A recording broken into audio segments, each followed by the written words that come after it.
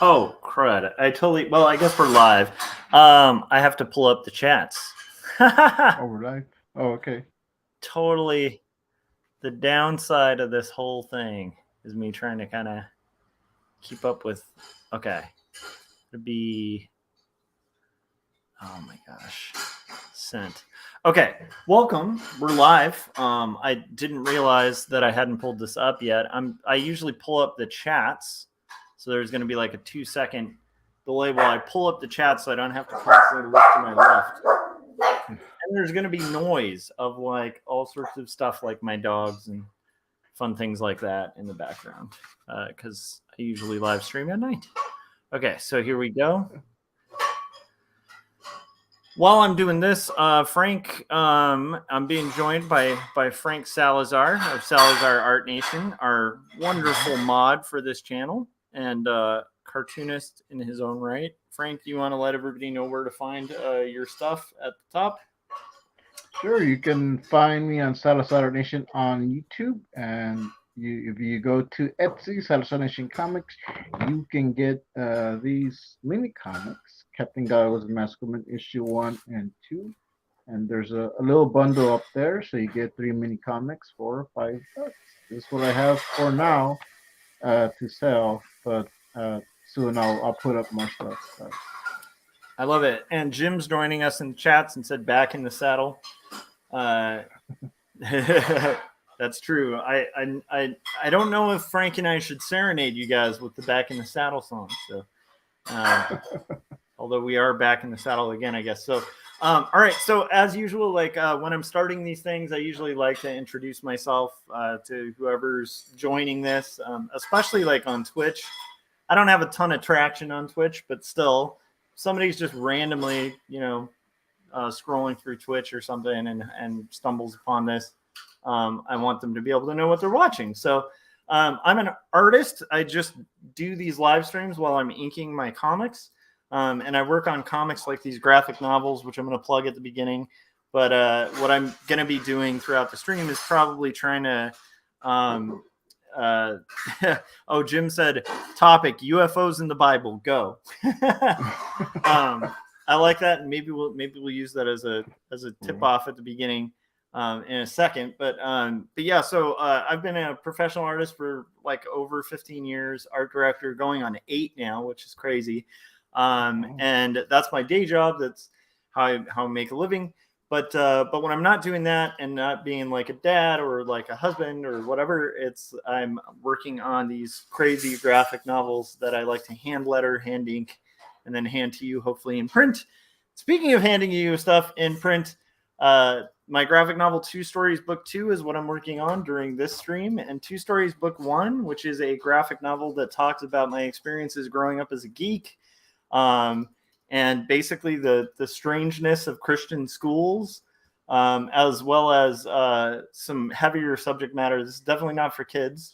It's done in like 2 different styles, 2 art styles. So one is like this kind of wonky Mary Blair style, and then the more serious style, which is like this stuff, deals with as an adult sort of struggling with learning how to navigate life with depression as well as panic disorder, and then basically also talks about my journey to finding faith. And I'm working on book 2, so that is that book. And then the second book, which you can pre-order. Oh, you should be able to buy 2 Stories on Amazon, and currently, and like if you order it, if you have Prime, you'll get free shipping, and you could be reading the book tomorrow. So, anyhow. And then Dee Dee chimed in and I think said interdimensional beings as a potential topic. So I'm liking it. Welcome, Dee Dee, too. It's fun to be able to stream on the weekends, like at a time that works for Dee Dee, because I know our schedules always kind of don't line up because we're usually streaming like at really weird hours. So welcome, Dee Dee. And then Jacob's Apartment is my graphic novel about the questions that can shake even the strongest of faith, and it documents not documents, but it talks about the relationship between 2 roommates finding commonality in their pursuit of dreams, of their dreams in literature, and how they manage to help each other cope with serious life struggles. Like Jacob, the main character, is dealing with sort of his father's dealing with cancer, as well as Sarah is sort of reeling from a lost, broken relationship with a ex-boyfriend, and is trying to kind of compensate through a bunch of one-night stands. And amid all this chaos, they manage to find a connection. This book would be like right up the alley for somebody who likes indie films like The Graduate or Eternal Sunshine of the Spotless Mind, or like people who are fans of like indie comics like Ghost World or Fun Home. Like it's kind of more in that realm or genre. And it's full color, 136 pages, and I'm really proud of it. And this comes out to bookstores everywhere this June, but you can go to your local bookstore and all that and order that. Okay, that took way too long. That was 5 minutes, but whatever. Plugs are out of the way. Let's talk about interdimensional beings, Frank. Sure. We don't have to go there. Is there anything in particular you wanted to talk about outside of that? Not really. I do want to say Didi's in the chat, so I'm gonna give a big shout out, big thank you to Didi, because she tipped me the other day. I just haven't had a chance to email her and thank her personally, but she gave me a tip towards the printing that I'm doing. So thanks, Didi. I love that. That's awesome. I appreciate all that stuff. Yeah, Dee Dee's very supportive with her wallet when it comes to art, and I think that goes a long way. So thank you, Dee Dee. That's very cool. And I know she supports Scott and me, and just really big supporter. So thank you, Dee Dee. Oh, and then she was saying, just throwing it out there because of Jim's suggestion. Yeah. So, all right. Well, I don't know. Is that something you wanted to delve into, like as a topic? It's kind of a weird one, but it's interesting. I'm not even sure if there's like in the Bible, like aliens in the Bible. So I don't think. Yeah, I don't think there is like a suggestion of aliens. I can tell you, like, if you want something that sounds alien-like, you can always read like the description of the throne room of God in Revelations. And yeah, I was gonna say that's the only thing I can think of. Yeah, and that's quite overwhelming and incredible. Or like just the description, like if you piece together what the description of angels actually looks like, that's a pretty like alien-like. It's hard to quantify, but it's like a very strange. It's a lot weirder than like in appearance than I think people would like at a Christian bookstore with like, angels and like white robes and dove wings would like. I think they'd be a little surprised like how much that is not how angels are described in the Bible. So yeah. Yeah, but I mean, I guess that's like the closest. It's not like that's aliens, but I guess it depends on how you define aliens. Because I guess like technically, like I don't know. I don't even know what. Because there's definitely a lot of. Yeah, there's a lot of supernatural figures in the Bible, so I guess there's that. There's dinosaurs in the Bible. Yeah, which I have a book here, which I haven't finished reading. It's not that big. Dinosaurs in the Bible. Ooh, we got Jake joining us. Ooh, I like that you have a book and it's literally called. Is it literally called Dinosaurs and the Bible? Yeah. I love it. I would totally read that. All right. Jake, welcome. Hi. How's it going? Just fuming about electric cars. Nice. That's right. That's the topic we were talking about. Well, Jim, but, if we're going to like discuss about the UFO and the Bible and all that, we could go with that. Well, I don't really know of anything UFO related in the Bible, so I guess that's as far as I think we got as far as the topic could take us. I don't know, Frank. Yeah, because there's not that much. Yeah. I mean, there's definitely outer worldly characters, Mm-hmm. but yeah, I don't know if there's any Yeah, and then Dee Dee points out very well, we can't really get into talking about dinos without Adam.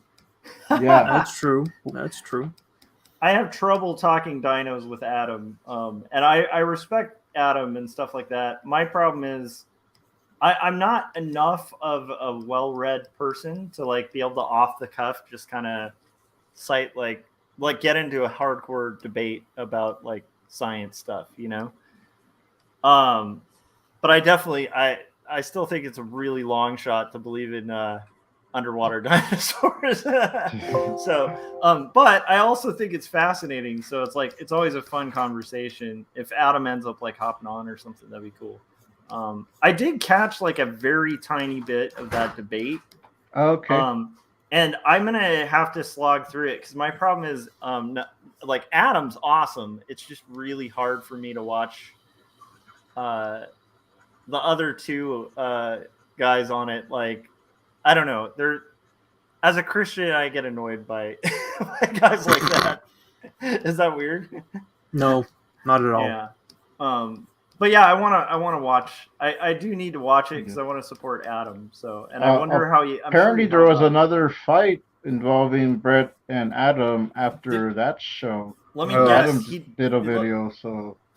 Let me If guess. Adams comes on, I think we can talk about it. But yeah, let me guess. I'm gonna guess this, and then don't let me know if I'm right. Adam can tell me, but I'm gonna guess that there was a follow-up video that wasn't on Adam's channel that probably was like, by the way, this person's from the devil or something. Like that's what I'm guessing. That's how it would usually go. I would guess. I don't know. It'll be interesting. Oh man, Adam has a way to find interesting drama online, and I don't know. It's fascinating. I'll give him that. But that'd be fun to hear about. Yeah, and then Dee Dee said Adam is interesting, which I totally agree. Yeah. And also he has really good comics, so you guys should order Toad Road and support him. And then Scott was impressed by the quality of the printing on it, which we talked about on our last stream. So, okay, Jake, what was tee us off where we left off last time, if you're up for it. Well, generally we talked about problem solving, but we ended up talking about nuclear energy as sort of like a filament or like problem solution. But the problem with that was that we tend to wanting things easier by complexifying every problem and dilemma that we're facing, like climate-wise and the like. So it tends to like make more and bring more problems into the world rather than solving them. Yeah, I have a question. Like, so do you like where you're currently at? Is there a lot of nuclear energy there? Because no. Norway took like a very steady approach into like being naturally conscious or friendly towards nature. And have been relatively anti-nuclear since the late 70s due to a lot of protests and stuff.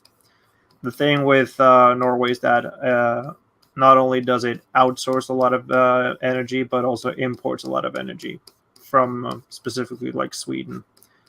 And while we do not operate on coal, we do import like coal energy. There is a there is always like that. I think it's like integrated into our like culture now that we are going to be like very friendly with nature because we are a nature loving society and all that. We appreciate it and want to have the sustainability. Thing is that we have been so fortunate about being so far removed out of the complexities about the things that we take up like as a cause, like for example, like with being conscious of like gas because we're an oil and gas nation. Yeah, and so very gassy. We as stop. We as a society, and I'm saying like Norwegians. I don't mean like myself.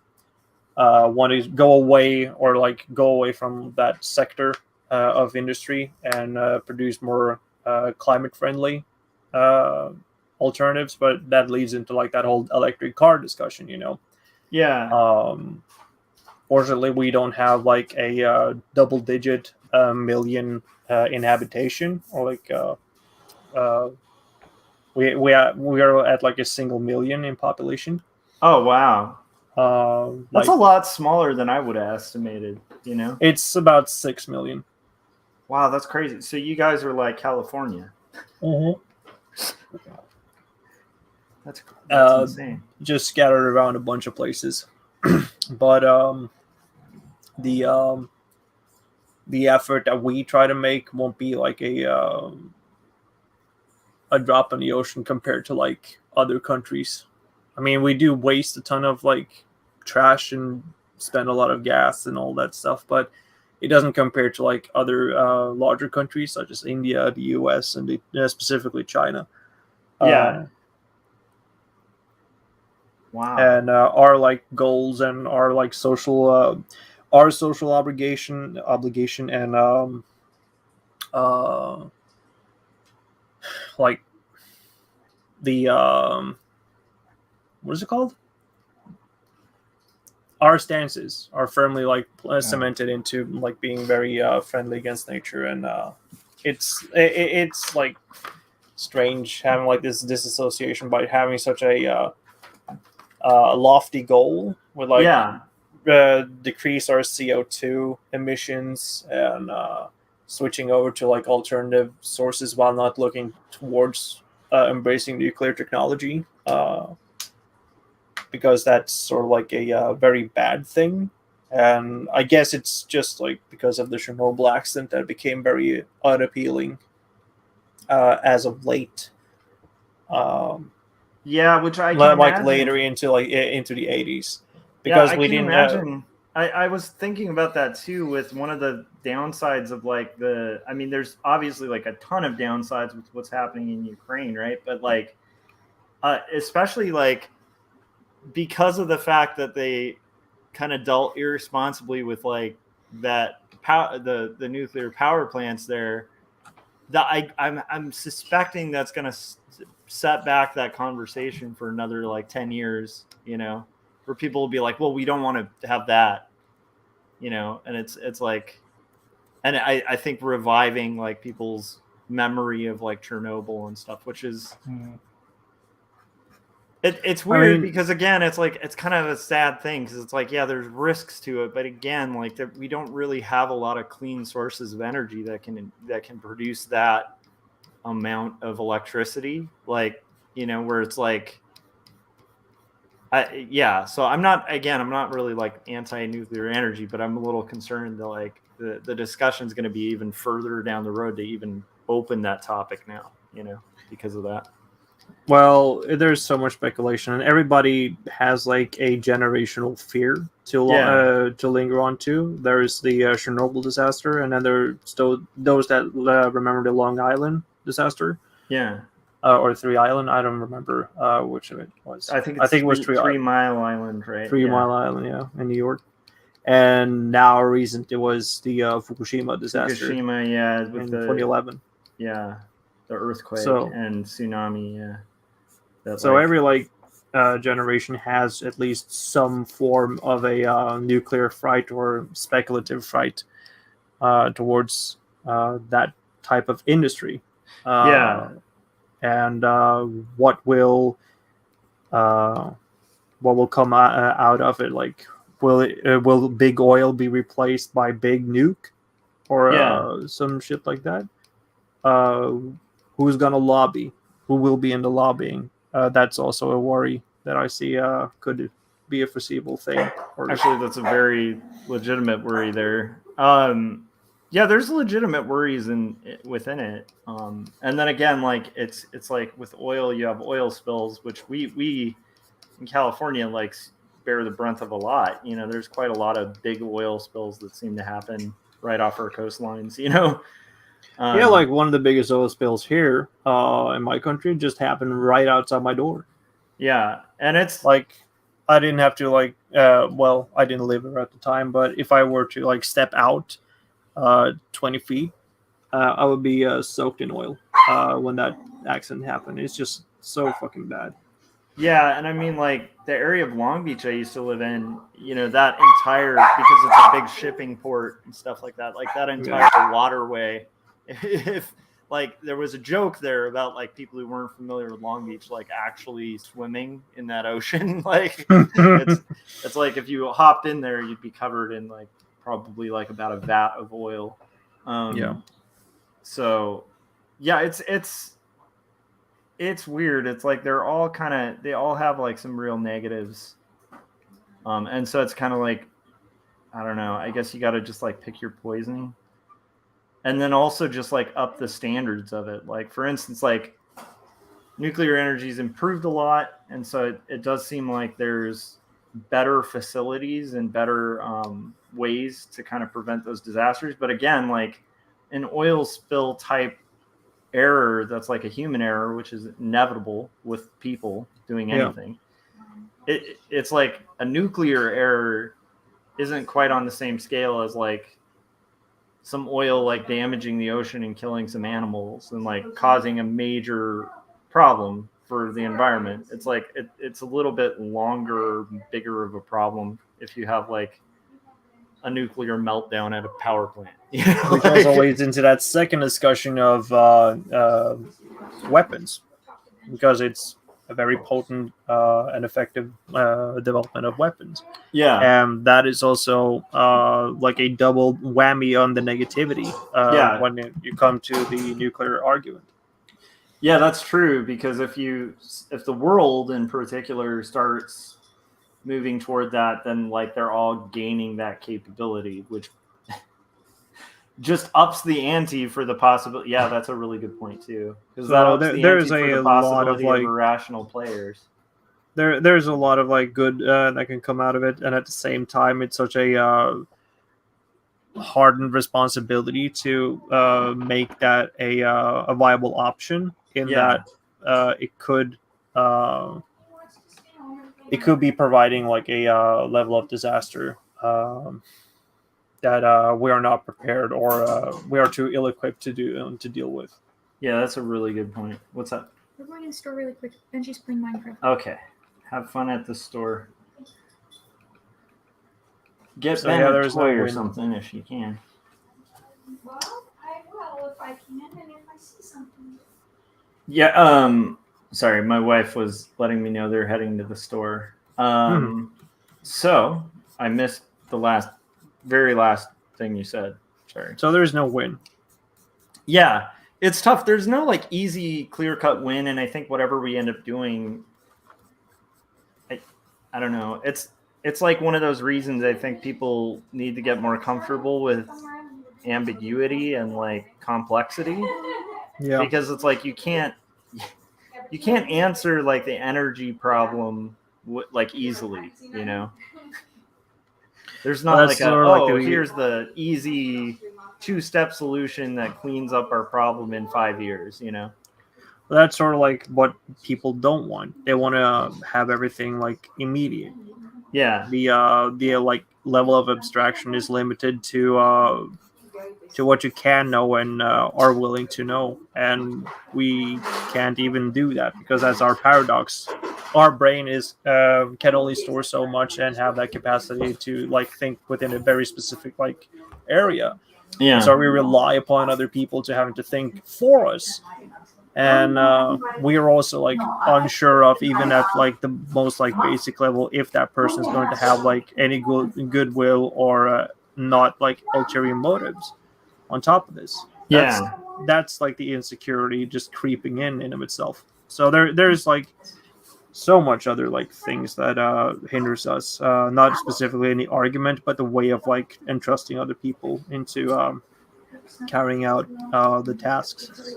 Yeah, that's so true. I've been thinking about this a lot, where I have this problem myself where I'll get a little too hopeful about human beings and kind of forget that there are irrational players on the board, I guess, Yeah. And like, so like if you're speculating or thinking about like solutions or ways to vote or like just ways to conduct yourself ethically and like kind of going through that exercise, which I hope most people are doing, inevitably like a lot of things that seem like these clear cut, like obvious, like easy solutions to things really erode the second you introduce irrational players. The second there's like an irrational player, it's like harder to play hot potato or whatever game you're trying to kind of set up. It's like, when there's an irrational player, it's like there's literally no predicting or controlling or kind of preventing that, which is really weird and hard to comprehend for me. I don't know why I have trouble with that, but for me, that's one of them. Anyhow, Frank, you were saying something about gas industries. Do you want to kind of comment on that? I don't know that much about the industry itself. I know we're having a thing here where, and I'm sure you are too, because the price is going up. Or it's just it's getting ridiculous. But yeah, I'm not sure how we can solve it. Yeah, it was crazy. The other day, I filled my tank, and my tank wasn't even empty. It was like, I forget, but maybe 10 gallons that I put in my car, and the 10 gallons cost like somewhere close to like $62. Oh wow. That's in LA though, so Yeah. Well, like my friend was filling up his tank for the week, and it was like getting up to like $60-$70. I think maybe it went up to 80 when he said like that's enough, because it wasn't even like wasn't even full yet. It was like, sounds like your friend drives a truck though, but yeah, he does. Okay, yeah, because I'm like, you drive a truck, at this point you're probably gonna be spending about $100 to fill your tank. Yeah, it's Texas. We all have trucks. So all that being said, I don't know, maybe you guys aren't as excited about it, but I am excited about electric vehicles. Like, just as a technology, I think it's really cool. And I think it's pretty amazing that like you can be driving in a car that's like silent. I don't know if that makes sense, but I mean, I'd be weirded out by it. And I had heard this before, but like apparently the only reason like a Tesla or whatever has any noise as it's driving. Gary said I can hop on for a little while if you have room for one more. 100%, Gary. I sent a link, Gary. but Come on, hop Gary. on. You can resend it if you'd like. I thought it was funny that they mentioned that the only reason it even has a noise is that in early tests of electric vehicles, people would feel really disturbed when they were driving and they press the gas and you don't hear anything. It's just like which I can understand, because when you're driving, it's like there is like this intuitive, you can kind of feel the car. And if you don't feel anything, that it would be really hard to gauge, like, how fast am I going, I can see that. And also, if you don't hear the car behind you and it's a Tesla, and you can cause accidents. Oh, yeah. Just like the motorcycles, the reason they're so loud is so you know they're there. Oh, yeah, that makes perfect sense, too. But I don't know if I'm into the self-driving thing. The self-driving thing freaks me out a little bit. I'm kind of torn between that, because for me it would be something that I would be willing to get into, because I don't drive. So, but it's still early on, so I don't want to be like someone's test subject. Let me step out for a moment. I got to turn off some fish tanks. They're too loud. I think Jake is such an interesting personality. I'm like, I think Jake has like fish tanks. That's a pretty good exit line. That's not bad. Like, that was pretty excuse me, awesome. Everybody. I gotta attend to my fish tanks. Sorry, guys. I have some piranhas. I got to return some videotapes. Mm-hmm. Return some videotapes. I like it.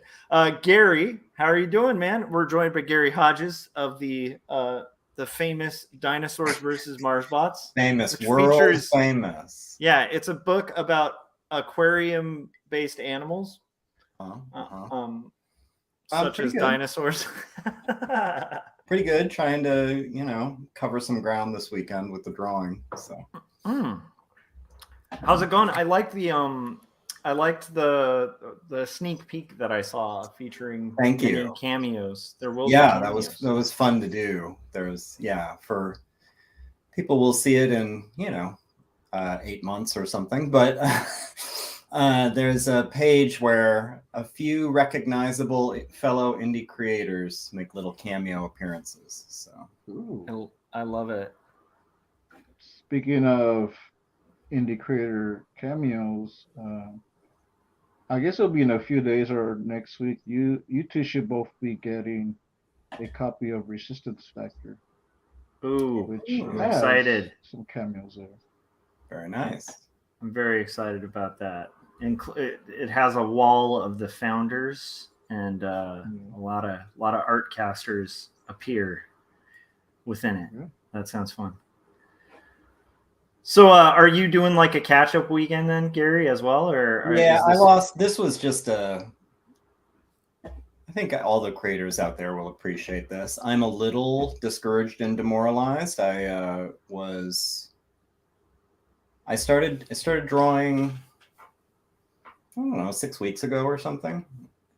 My latest comic, and was shot out of a cannon. I was so excited to draw. I was so pent up wanting to draw that I was just way ahead of schedule.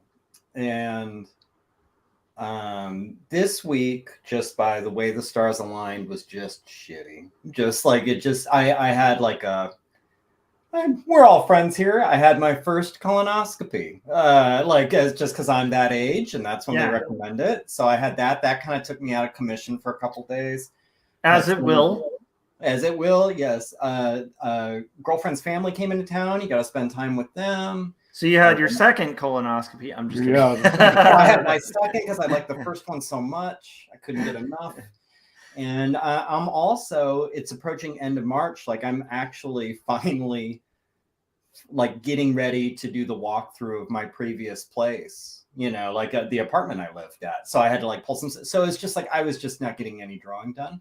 Yeah. And the combination of those things, I just watched my big lead just get eaten up. And it was so discouraging that the comparison I made to my girlfriend was, it's like I was $10,000 in debt and I paid it down to $1,000 and then ran up $8 grand more. Right then, it just was this hurts. This hurts so bad to be behind, ahead and then not really ahead.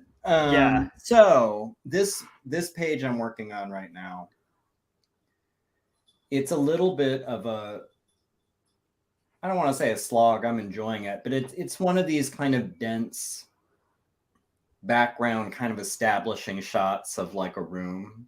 Yeah. Where it's a lot of little details. And before we get into the dialogue and it's more close views of people, I'm this establishing shot showing this whole complicated meeting room with stuff on the table and a slide projector and all this stuff. And people are wearing weird 70s clothes and there's weird 70s curtains and there's all these little details. So it's just taking. So you're working on one of those pages.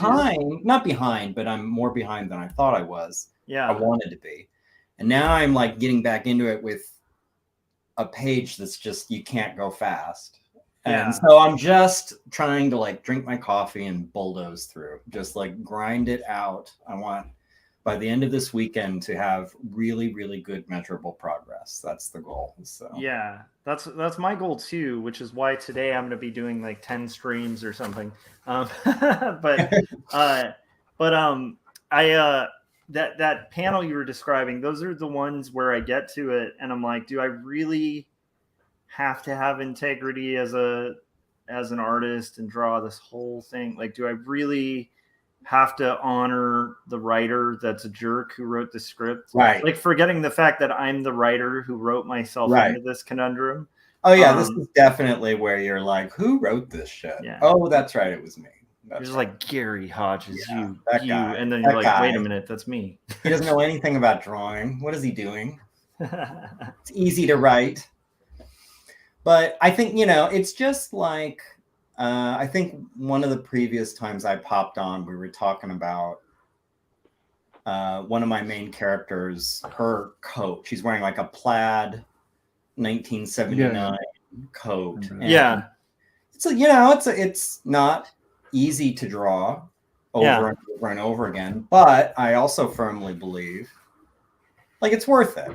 It's fun to look at. It pays off. It puts you in the period. It gives you into the character. It's fun to look at. All that stuff.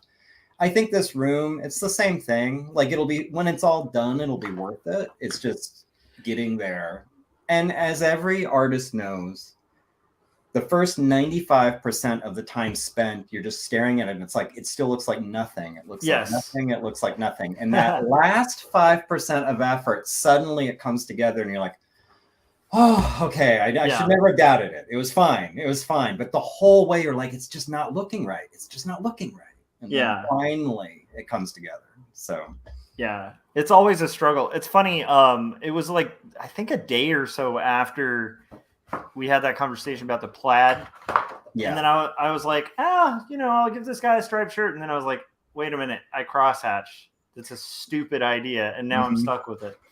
So I was like, yeah, striped shirt. That would be easy if I was just doing a solid black, but it's like, it's not a good call. No, not a good call.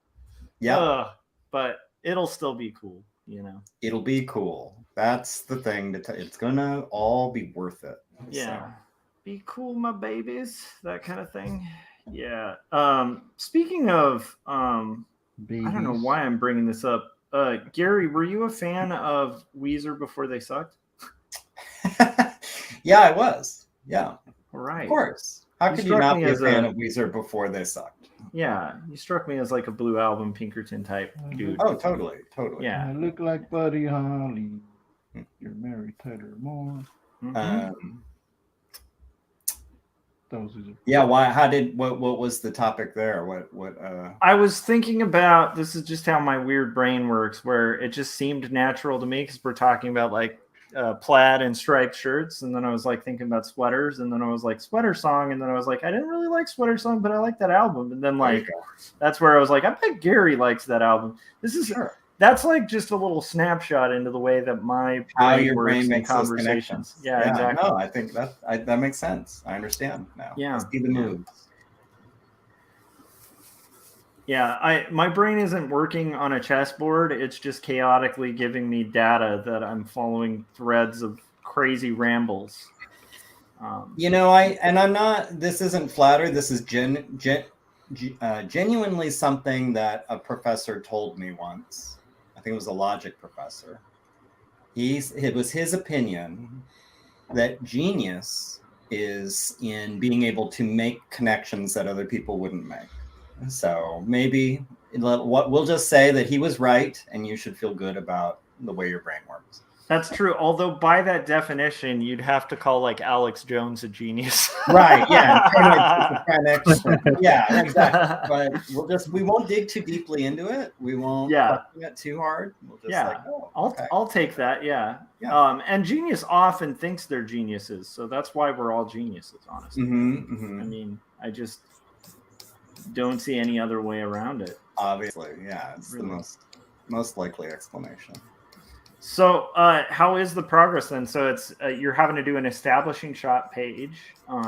It's good. I'm right now I'm trying to push through page 6. That's not bad. I'm hoping to. Yeah, it's not bad. I mean, it's coming along. I've got my.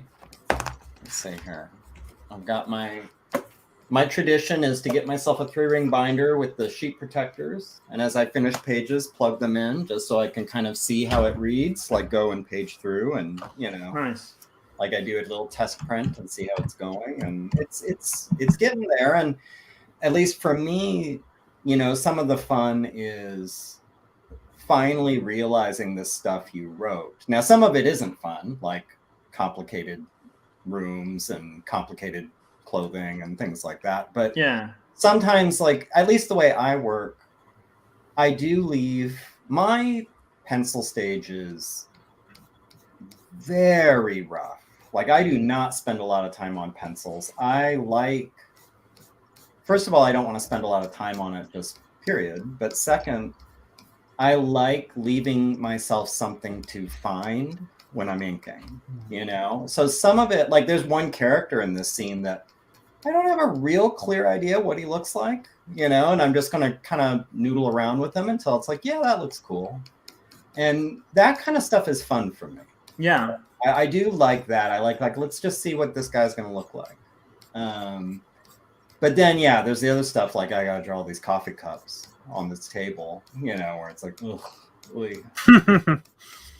Yeah, and those are always those moments that you hate doing, but then you finish and you're like, it was worth that. And it makes it look cups. right. Yeah, it makes it look, you know, real. And yeah, and you know, at least one person out there will be like, oh, I loved that panel. You know? And that's sort of the idea, is to put a few of those in, because I also know for a few pages after this, it'll be a lot of, like, you know, back and forth dialogue. And you know, I'm not afraid, like some artists. I hate to characterize it as afraid, but I'm just going to characterize it as afraid of the talking head thing. Yeah. I like the talking head thing. I think it just makes your face drawing kung fu has to be righteous. That's the only requirement, you know. But if it is, talking head can actually be pretty cool. The rule about talking heads, which I've even mentioned and stuff, because I've definitely done a lot of talking head stuff. Like I think Gary, you and I mean, yours Save the Aliens, you pretty much make like slice of life comics, right? And then there's Aliens, and it's like, I feel like in that genre you kind of have to do a lot of talking heads to kind of hit it correctly, because a lot of it is about conversation and dialogue. But it's like, in order to keep that interesting, you do have to think about like framing, and then and definitely interesting ways to like frame the conversation so people don't get bored. Right. Keep the conversation super amazing. And then aside from that, like facial expressions, hands, like you use hands in your comic a lot. When people are talking, I do that all the time too, because it's like you have this wonderful tool at your disposal as a human being to use your hands to communicate. And as a cartoonist, tenfold that, you know? Right. I mean, seriously, you could have a character with like 10 hands. So I bet someone's done that. Yeah, I agree. What do you think about electric cars? I would love one. I would too. I want a Tesla. I think it's kind of cool. I'm not really a car guy, so like I get some people are like, I don't know, there's something about them that seems not what they love about cars, and they're not into it, and I get that. But I'm not a car guy, so if I could get a cool deal on a electric car, I'd be totally down. Yeah, me too. I'm excited about the idea. I will say the self-driving thing freaks me out, but then it also appeals to me because I'm like, I commute a really long distance. So while I'm not really on board with it now, like if I were to own a electric car, I don't think I'd put it on the self-drive setting. I will say I'm excited about the technology, because at some point in my life it would be awesome to be able to be like cartooning in a car while I'm on my way to work. That would be amazing. Sure. I'm a long way from that. I can't even imagine doing that. Except I have trouble being a passenger. Like the highway between towns, you know. Yeah. I have trouble being a passenger if someone else is driving that I know and trust, and not looking at the road. So plus it gives me something to do, and I get really bad motion sickness. Oh, okay. My wife does. Unlike like I can't read in a car or do anything like that. I need to be like looking out the windows. So it's like I think I would just be bored if I couldn't be driving. You know, I prefer to drive. So yeah. That aspect is kind of would be wasted on me. But the quiet, the less gas, the kind of techie, like I am definitely like a gadget nerd, so I think I'd be into the whole idea of just having an electric car. Like that's kind of Yeah, like the friends that I know that own one, the first person I knew who got a Tesla, when they opened their hood and it was just empty, I was like, that's amazing. Like Yeah. it's to me, I want one just because of that. I'm like, Just I want that. trunk And the space. quiet. Like Yeah. I would be like, can you believe that it's on right now? Like Yeah. that whole, I mean, it's a stupid thing, Yeah. but that would be pretty neat. So. Yeah. But I mean, I guess I'm also just kind of like, I am like a bleeding heart liberal too. So I'm like, I do think it is better on the net level for the environment. I do also think like, dude, we really need a better infrastructure and a better grid and a better way to generate electricity, Yes. Yeah. So. Yeah. But yeah, I'm glad you're with that. In terms of who I would want it from, like, and I can't really back this up too much. It's not like I've thought deeply about it, but Elon Musk just really turns me off. So I think me too. I'd probably pick like almost any other manufacturer, like just because it's like I don't want any part of whatever his weird thing is. But. Yeah, see, I'm not a big Musk guy, but I have to say I like Tesla a lot as a company. So, sure. Yeah, I get it. Yeah. It's kind of like I don't like Musk, but I like SpaceX. I think it's pretty cool. Yeah. So it's like it's like I like some of the things he does, but I think he's probably kind of a moron. I think I don't know. I guess moron's a bad way to say it because he's obviously a very intelligent guy. Yeah, he's a smart guy. I think he's. I don't know. I think like a lot of. He's just like potentially a super villain. Or anybody else, like I think his priorities are probably like very different from quote unquote a normal person. And, yes. Kind of off-putting, and I don't know. I don't. It's not as simple as just like I disagree with his politics, so I don't like him as a person. Like to me, like I don't know. You know what it is? I'll admit it. It's a little bit of hipster reflex where it's like a lot of people really admire the guy, and to me, it's kind of like I had the same feeling about Steve Jobs. It's like this guy is kind of a tool and a carnival barker. Like yes, he's smart, but he's not the guy making this stuff. Yeah. So it's like, let's not lionize him. Let's, like the R&D people, the PhDs at Tesla who are making this stuff, those are the people that are kind of amazing. Yeah, and it's a weird thing. Oh, go ahead. Ultimately, I think it's a lot of showmanship, which has to go around to sell it. Not only to like the people, but also they ride upon, there's like image. And when you want a company that is going to have some kind of representative, you want at least the best image that you could have and who has like a continuous history. That's sort of like why Jobs was rehired by Apple again, because he sort of was the icon of sense. Mascot, it's straight up like the corporate mascot. Yeah. But it's weird because like here's the thing that I agree with everything that was just said. Actually, I don't think it's like Musk that's doing the majority of like the brilliant stuff that he happens to be connected with, right? It's just I also don't think there's a lot of people in the world who can be an Elon Musk for a company. No. And so I do think like in the cases of like, I've heard people criticize like the wild sums that CEOs are paid. And I agree. It's a little absurd. And I personally don't think there's a need for anyone on this earth to be a billionaire. I just don't. I think once you get to that level, like what else do you need? Like, right. But at the same time, I do think like the absurd pay scales do make sense because like if you put a different person in that role, it probably wouldn't be the company that it is, which is interesting. Right. Because it's like a lot of it is cheerleading and showmanship, but it's like the kind of weird cheerleading and showmanship that like CEOs have to do is like it's just a different thing. And if you get the wrong guy, like a company can collapse real fast. Sure. Well, and you can't discount vision. Yeah. Like a vision is maybe the most important thing, well, not the most important thing, but after having like incredible resources, then, vision, I think would be the next most important thing. But. Yeah. So I can I can understand why people admire him a bit, but at the same time, to me, I rarely, I don't know, I'm not often looking at people and thinking like, wow, they're really wealthy, I admire them. Like, it's like, usually there's a different quality, you know.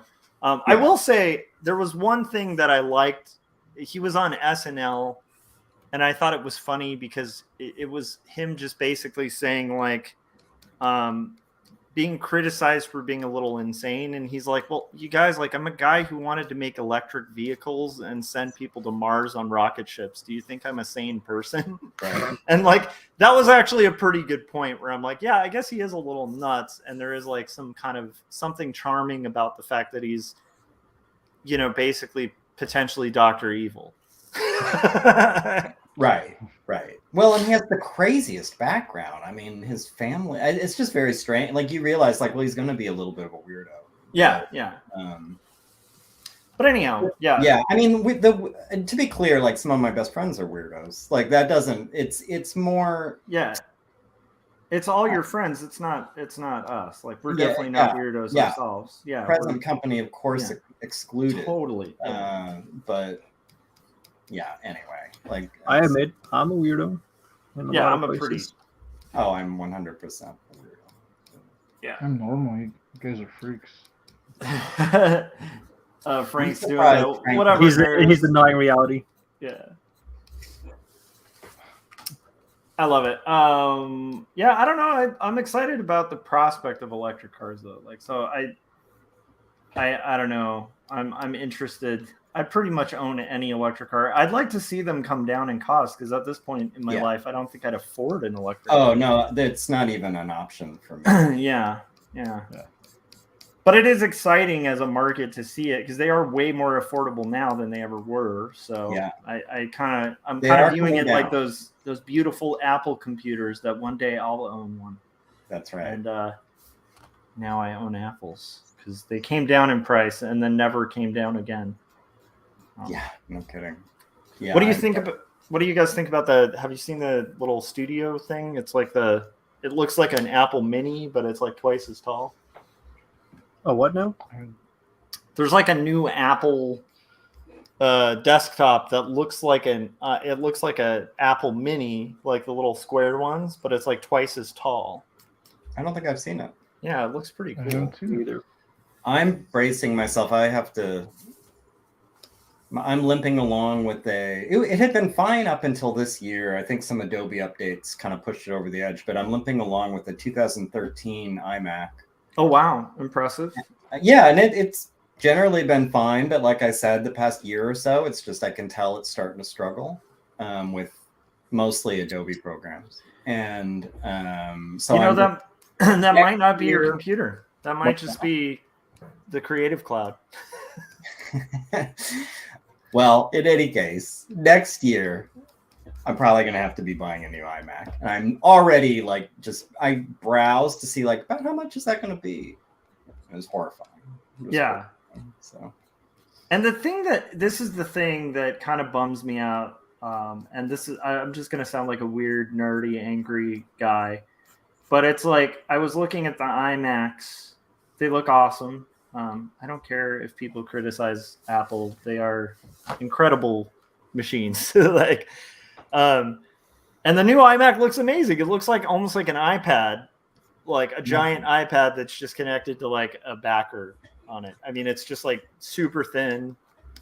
It doesn't bow in the back like the iMacs. It doesn't have any bend. It's just like flat, just thin, half an inch or like maybe even a quarter of an inch thick, and it looks like a screen. And then I was looking at the stats on it, and I was annoyed because I was like, dude, the hard drive space is like going backwards from where they were going. Like, the last time I bought a computer, like, the name of the game was like, you're gonna get like 2 terabytes on your hard drive. Like, that's just gonna happen. And now it's like, you look at all of the Apples and they come with like 250 megabytes, and I'm like, wait, what? We're going backwards.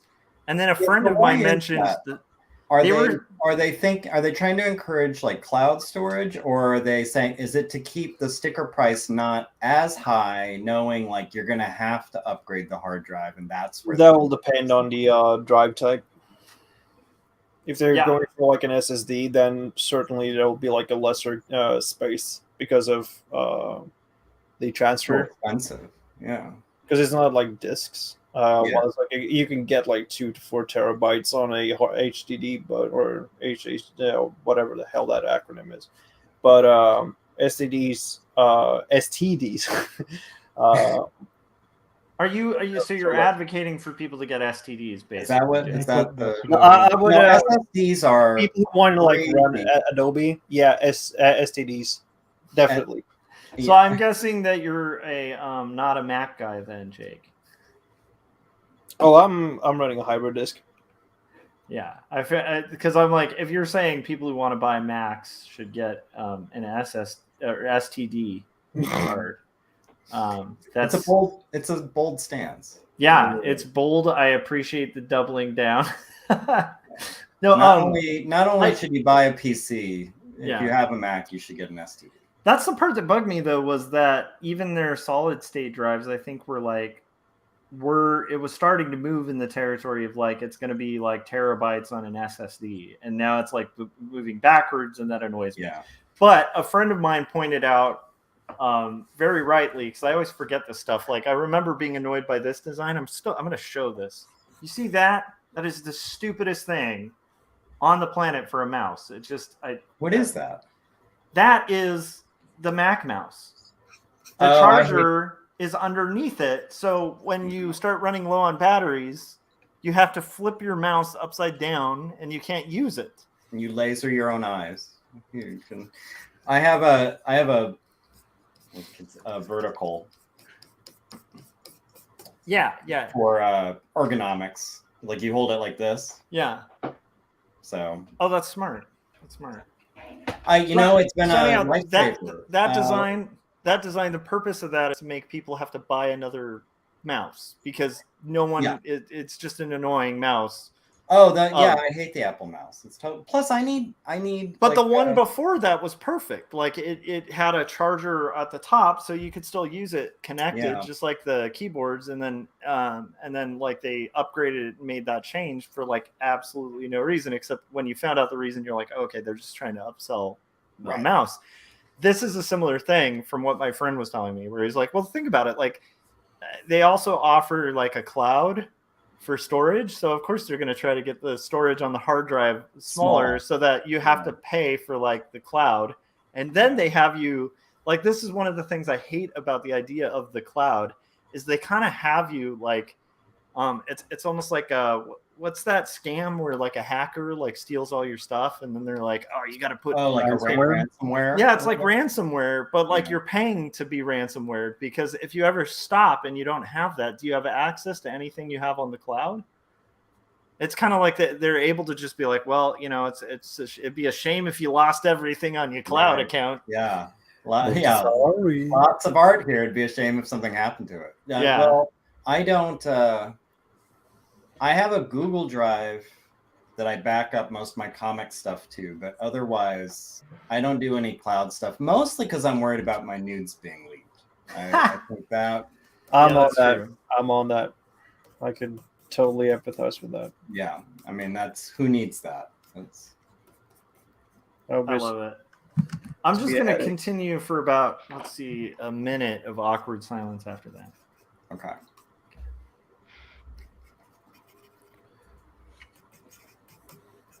So let's talk about art. No, it's just like there is a bunch of stuff going in the chats, which oh my gosh.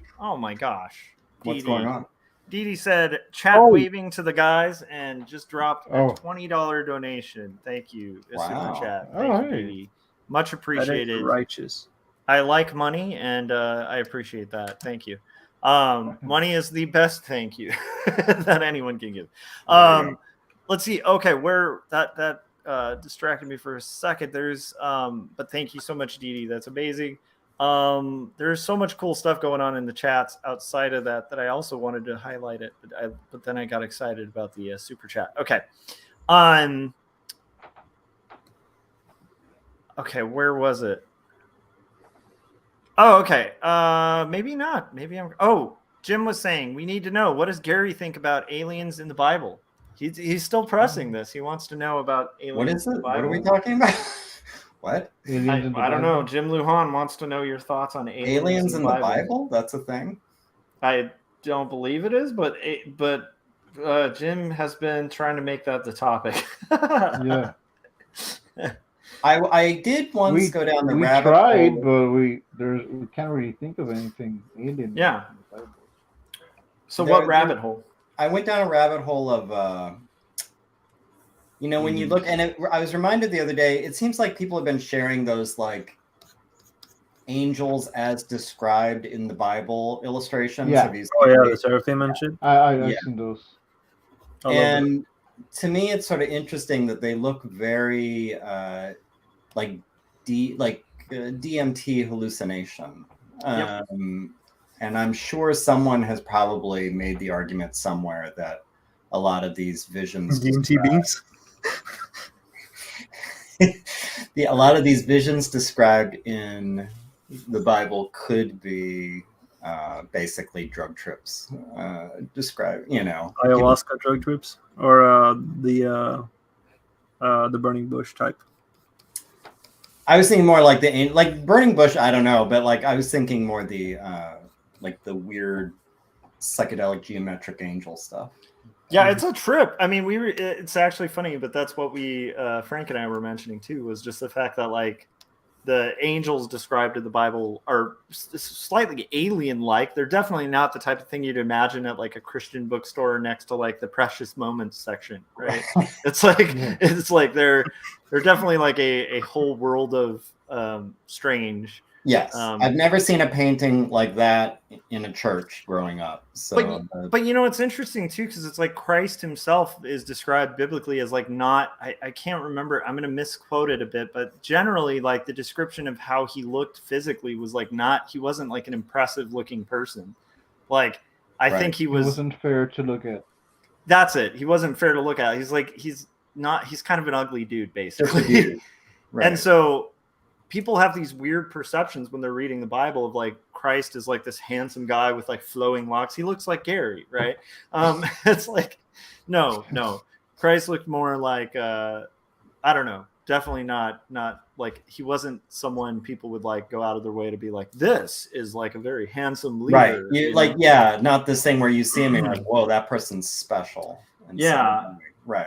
And I kind of like that, that the sort of like traditional view of these things is actually like really off, and a lot of it has to do with more kind of traditions than actual text, which to me is really fascinating, because it makes you have to kind of like, as somebody who believes it, it's like you have to kind of dig a little deeper than the surface of like what like some guy out of like selling souvenirs is saying about it, Right. I don't know.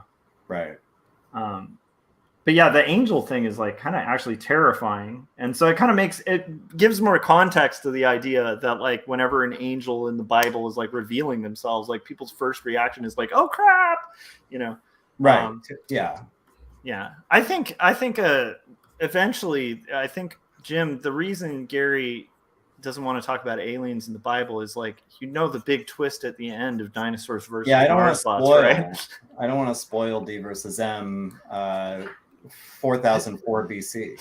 So that would actually be amazing. I think that's kind of the fun thing about DVSM, which is always hard to say because it sounds a little BDSM-ish. Yeah. No, the DSM 5. Yeah, or DSM 5. Yeah. Yeah, which is isn't that like a personality test? It's the book it's like the list of psychological psychiatric disorders or something. Yeah. That'll explain it. Oh my goodness. I absolutely love it.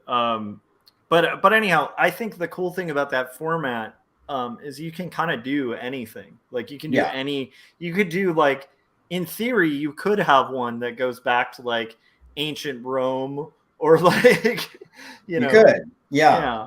And I thought about it when I was doing the planning, because I Yeah. realized like I could really do a lot with this concept, but I have, this doesn't really spoil anything. I am sticking to 70s to present day. So Yeah. a lot of, I think that's awesome. But like I said, if you're in that process and you suddenly get the bug to do like the idea I historical could do fiction, it. Right. yeah, that's kind of a cool thing. I think like building a world like that's great too, because if you ever like, you know, obviously you have your plan for it, but if you ever kind of like licensed it or something like that, and you needed to like build it into a even larger world than the one you have, that's possible too, right, which is really cool. Well, it's a good premise. This is very pie in the sky, but yeah, if I did want to license it, like let's take the George Lucas model. Yeah. You know, where for a long time he was like, look, steer way clear of the original movies, but outside of that, you can kind of do whatever you want. And I think he also was like, stay clear of the Clone Wars, because someday I might do that. It would be really easy for me to say like, yeah, steer clear of like 1975 forward, but you know, anything before that, you can do whatever you want. That's awesome. Cool. So when I contact you and I'm like, Gary, I'm going to do a Dinosaurs versus Marsbots book. When you have your pitch, you see. Well, it's going to be the end of two stories. The end of two stories is like the last 3 pages. Like, yeah. You know, you're going to see like some agents show up that are really familiar. And that will really surprise people. They will not have seen that coming. Yeah. Josh disappears. Where did he go? Now I want to see dinosaurs at Gettysburg for some reason. The Battle of Gettysburg. Yeah, it's. I mean, like raptors at the Alamo. Yeah. There you go. I can see why you're kind of framing it more with like current times though, because it kind of has that vibe of that era. Like the era is, you know, I think the style of it would be a lot different if it were like a further back time period, you know? Yeah, for sure. I mean, because there is, you know, and I don't talk about it too much because I like to leave it just for readers to interpret, but there is something a little allegorical about it, and that is more oriented towards current time and current events and all that sort of stuff. So yeah, I if I really was going to say like, okay, I'm going to do D versus M 1438, I would have to really sit and think about, I'd be starting from scratch, because I know like a lot of what I want to say with this, like I said, is sort of oriented toward modern day. Yeah.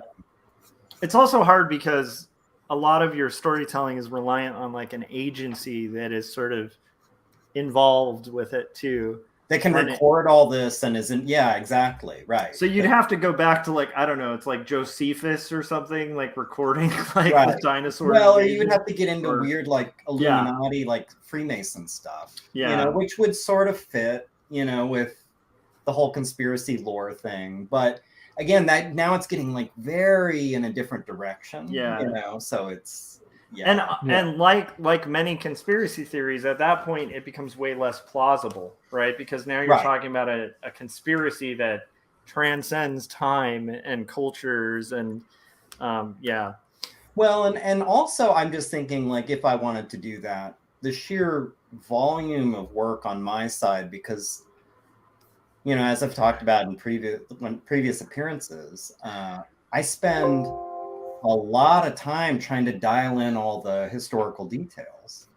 And if I had to write something, like set in Europe in the mid-ages or Mesoamerica, you know, like something like that, like that's, I mean, just the level of research would be horrifying and really daunting. And then you'd run into the thing that all these like time travel movies and pop culture things run into, where it's like you have to make that choice between, do you show people what it was really like, or do you show them their idea of the Old West, their idea of the mid-ages, their idea, you know, like what they, you know, what they're used to seeing, you know, and that I just that sounds horrible. Yeah, like, it's like a real struggle to figure out how to thread that needle. Yeah, Sounds it's gonna be. You need to release this on the public domain. That's true. Dee Dee said, oh wait, Jim was saying, please ask Gary what he thinks about the mystical writings of Mickey Dazzo. I think, look, a lot of people write him off as some sort of kook, but I think there's a lot of wisdom in the things that he has to say. If you really dig into it, I think I encourage people to check out Mickey Dazzo. I love it. And then Dee Dee was saying, Jim, are you bored or something? And Jim said, there's method to my madness. Interesting. I have to say, actually, Jim's questions have sparked some really interesting conversations. Yeah. And then let's see. Dee Dee was saying Jesus was young and his disciples were all under 30 except for Peter. That's true. Jim Lujan said nice. Regarding the $20 donation, which I do appreciate. And then she said, love time travel stories. I miss Heinlein, Asimov, etc. Yeah. I like time travel when it's done well, but it's a hard thing to pull off well, which is why I really honestly have a huge appreciation for the Back to the Future trilogy. I think all three movies are great time travel movies, as corny as that is to say. Yeah. No, they're good. Yeah. And I feel like they managed to actually handle a lot of like concerns about time travel in like a very fun, digestible way that a lot of movies struggle to do, Mm-hmm. But yeah, it would be fun to do a time travel story. I would guess love to. I would really. Actually, I think the first piece of fiction I ever tried writing was a time travel novel, short story, and it's something I would like to get back to someday, but it's daunting for all the reasons I said. Like, if you really want to do it,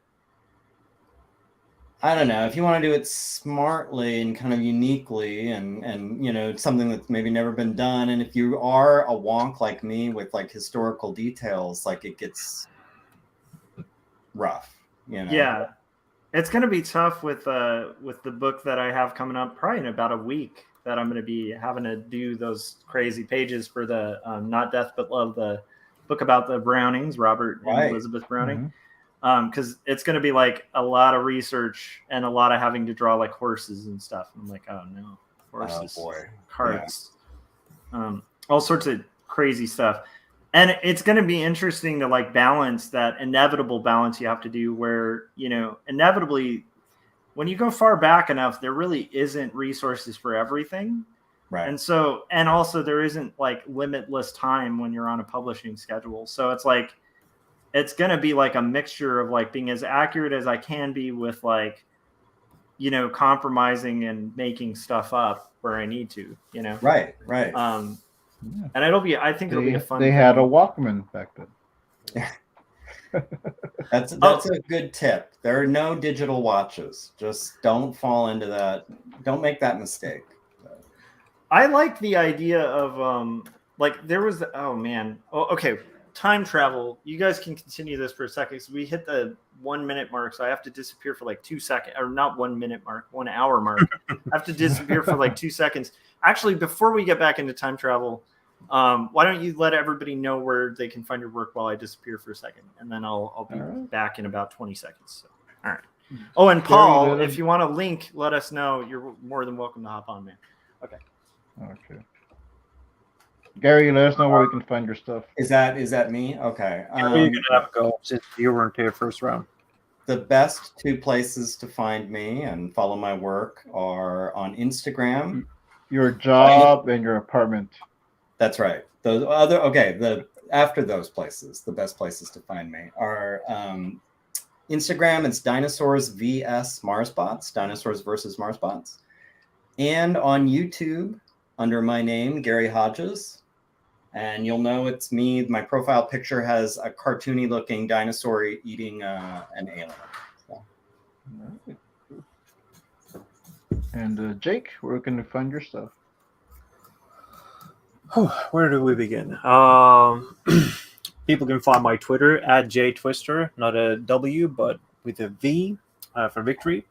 on Twitter and on Newgrounds, where you can find, where in the latter one, on Newgrounds, you can find my existential kinder egg of a comic strip called Bone Meal, the surreal, abstract humor, dark humor, black comedy, about the afterlife and skeletons and the sorts. So you'll get a random strip around 3-4 p.m.-ish every Friday. I love it. And we're going to be joined very shortly by Paul Pate. Paul. Oh, excellent. Who's Nice. excellent animator, friend of the show, friend of Jim Lujan, and overall good dude. Who, you know, I want to show the helmet guy illustration, but I also need to draw. So, but I will say, like, if you guys can dig back into streams and check out Paul's helmet guy, it's like classic live stream material. Like, did you ever see Helmet Guy, Gary? Were you? I don't think I did. Okay. No. You know what? I'm gonna have to share it now. I've built it up. Hang on. Yeah. While we're waiting for Paul, I will show you this. So, did you know the bit about like Captain Anarchy and Helmet Guy Yes, that we were doing? I for a long do. time? Well, I remember. I know the Captain Anarchy thing. Uh-huh. I don't know if I remember hearing talk about Helmet Guy. Okay.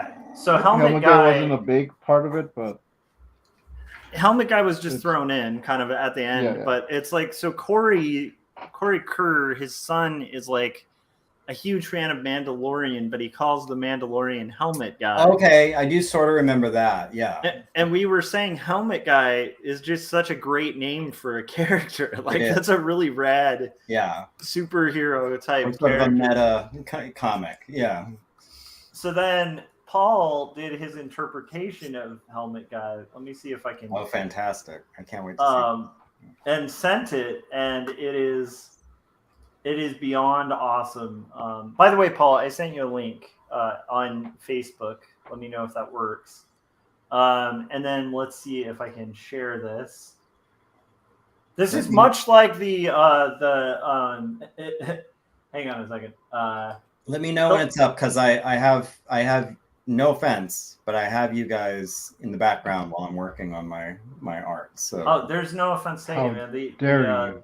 That is the purpose of this. you could all be flipping me off right now. I wouldn't know. By the way, also I saw your mention of my condition with the. Oh, did you? Good. Yeah, good. I hope. exactly. Yeah. I mean, Yeah. look, it's just a theory. It's just a theory. I'm kind of trying to keep that under wraps because I don't want too many people like stocking up on silver bullets, you know. But I did see it. My goodness, why is this not sharing? Hold on. Here's Paul. Welcome, Paul. How's it going? Hey guys, Paul, how's Hey, it hey. going? good. There's Paul.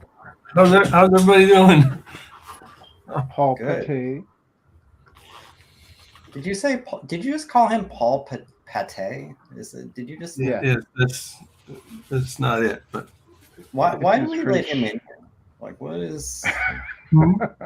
Okay, guys. When are we going to deal with the Frank problem, people? That's, Okay, is everybody I seeing keep this? hearing that. Hey, as long as I get an invitation, you're gonna have to. Yeah, deal we can with see that now, Josh. That is Paul Pate's helmet guy. I just That is Paul Pate. Oh, here, let me look. Hold on. here. I leave the Oh, song. that definitely is a helmet guy. Oh, and he's only a helmet guy. Wait, it gets better. It gets Whoa. better. Hold on. You got it, Gary. There you go. But socks. Yeah. Yeah, exactly. The socks He's make kind it. of helmet and socks guy. I mean, he's. So yeah, so that was helmet guy. I think it's a strong character design. I think. Yeah, I really do. I also think it's Thanks. hilarious because, like, Paul, that's a pretty darn good sketch for like the 2 seconds that you did it in. He was inspired. that you know, was- sometimes yeah. when a character is That great, was- it just That Yeah. was quick. It just draws itself. yeah. Yep, The muses take over, and it's just exactly. Oh my goodness. Okay. There's so much in the chats too. Oh, Paul, you were saying Asimov time travel rules. Dee Dee was saying she likes Heinlein's paradoxes, which is totally good. I'd like to get back to it if I had time, reading, or time travel. And then Paul was saying both. And then I think, oh, there's a question of Jake and his Instagram. And Jake, you should set up Instagram, dude. I'm not so sure about that. I could see that. Maybe you're kind of not a fan of the platform. Like you probably, I feel like you and Corey probably have similar views of social media and such things. Yeah, we do. Yeah. That is that is spot on in the way that we navigate the whole thing. Yeah. I'm more like a guy who is just like sitting there. I could spend an hour or so just like perusing through like an account. While it's for others, it's more like they want to stick to their feeds or whatever. Yeah. No, that makes sense. It's I don't know, the curated feed thing is tough. Dudes, so what do you guys think about there was there's a short story by C.S. Lewis called The Great Divorce. And it kind of like talks about hell. Like it's like these people who like end up going to hell. And what's weird is like in this take of it, and if I'm getting this short story wrong, please correct me, because I think that's the one that has this story in it. But when people arrive, they arrive on this bus that like takes them to heaven. And like all of these people who think they're going to hell are just like, oh, weird, it's heaven. And it's like this beautiful place. They see all this amazing stuff. It's like rolling green grass. And so they all get out of the bus and like they start walking on the grass, but the grass like pierces through them like swords. Like it like cuts through their feet. And like basically it was like a time travel paradox where like, because time is fixed, like if you traveled to the past, he basically, Lewis mentioned that he got the idea from a time travel story where a guy travels back in time, but because you can't change the past, everything's unchangeable. So suddenly like raindrops are like bullets because you can't like change like a single raindrop. Oh, I see. Because if it just hit you like normal, you're interfering with, I got it.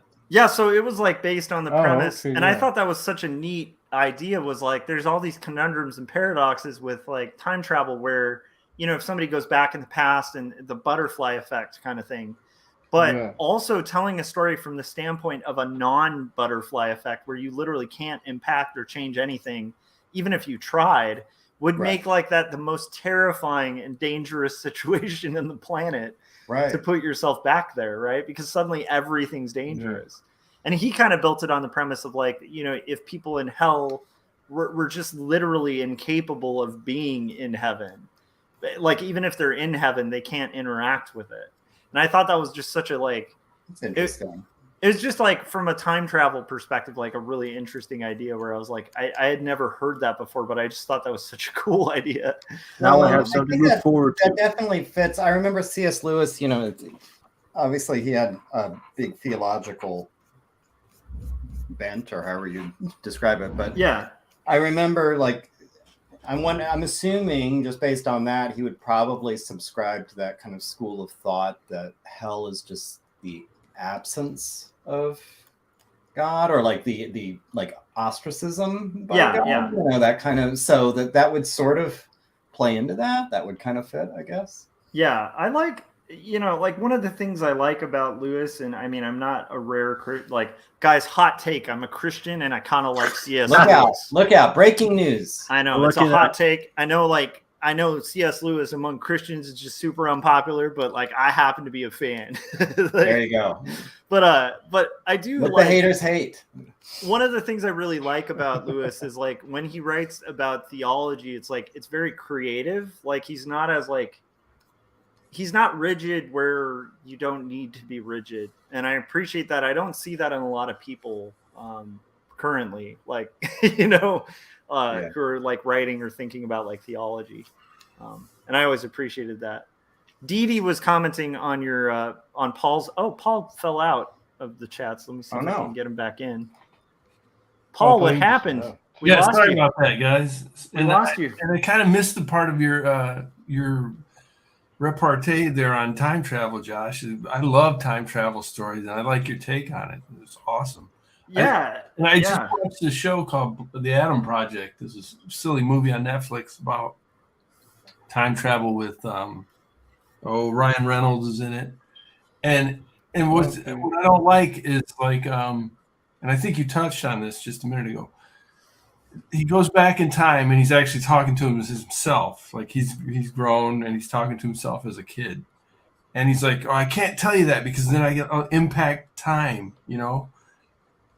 And like just the fact that you being there is going to impact, you know, it's going to have such a massive impact that you can't. Yeah, it's a little late. I don't like that corny, like, oh, I'm going to go back in time, but I can't impact anything. I got to, you know, be real careful not to tell you this or whatever. You know what I mean? Yeah.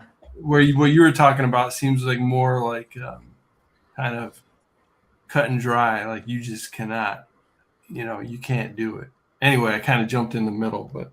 No, that's great. And actually, was it any good? Because I haven't watched it yet. So. You know, it was kind of campy, but it was fun. That's cool. Yeah, it's not like really good like Time Cop or something like that. Yeah. Well, I mean, not everything can be Time Cop. Jean-Claude Van Damme. Yeah. You know, on another level. But, Or the TV show Time Cop. That Dee mentioned something about Heinleins or Highlander. I'm not familiar with that one. Is that what you were talking about, Josh? What's up? The Heinlein. I think she's talking about Robert Heinlein, like the writer. That's like Starship Troopers, right? Yeah. Oh, okay. Yeah, I'm not familiar. But he does like it's just like sci-fi stuff. But I'm not sure where like this is the problem. Like the thing I was talking about with like the unchangeability of time was like a foreword in a book by C.S. Lewis where he was talking about where he got the idea regarding like heaven and hell. Oh, he was right. reading a short story in like a science fiction collection that like had that premise of time travel where a guy went back in time and it started raining and the rain just started going through the guy like bullets, you know, because like you can't affect time. Oh, and it's like, wow. So the guy had gone back in time, assuming it was like most time travel things where you can impact the environment and not realizing time is unchanging. And so that guy's just going to cease to exist. Like I got you. Like a raindrop is unchanging. Yeah, exactly. Bam, you get. Oh, that's wild. Oh, and then Jake, are you sharing?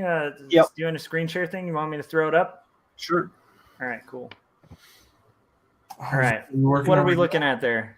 So this is the mess that I've been fiddling about for a good amount of hours. The strip that you won pushed to like the beginning of April. So for context, I know I'm going to explain the joke, so that's sort of like bad. It's okay, explain it. I haven't like I haven't filled in the letters yet, so I'm going to do that. So this is sort of like the first panel is an influencer with a camera who is going to like have this like open, those surprise, like, the Storage Wars shows. Yeah. So it's sort of like a casket wars type of like deal. And so what happens is that they crack open the casket and then appears in the second panel this guy who is just happy that he got out of it because he's also a revenue agent, tax revenue agent, and the third panel here is the coffin being sealed up and thrown into the tar pit with the equipment. Nice. What's Acheron? I don't know what that is.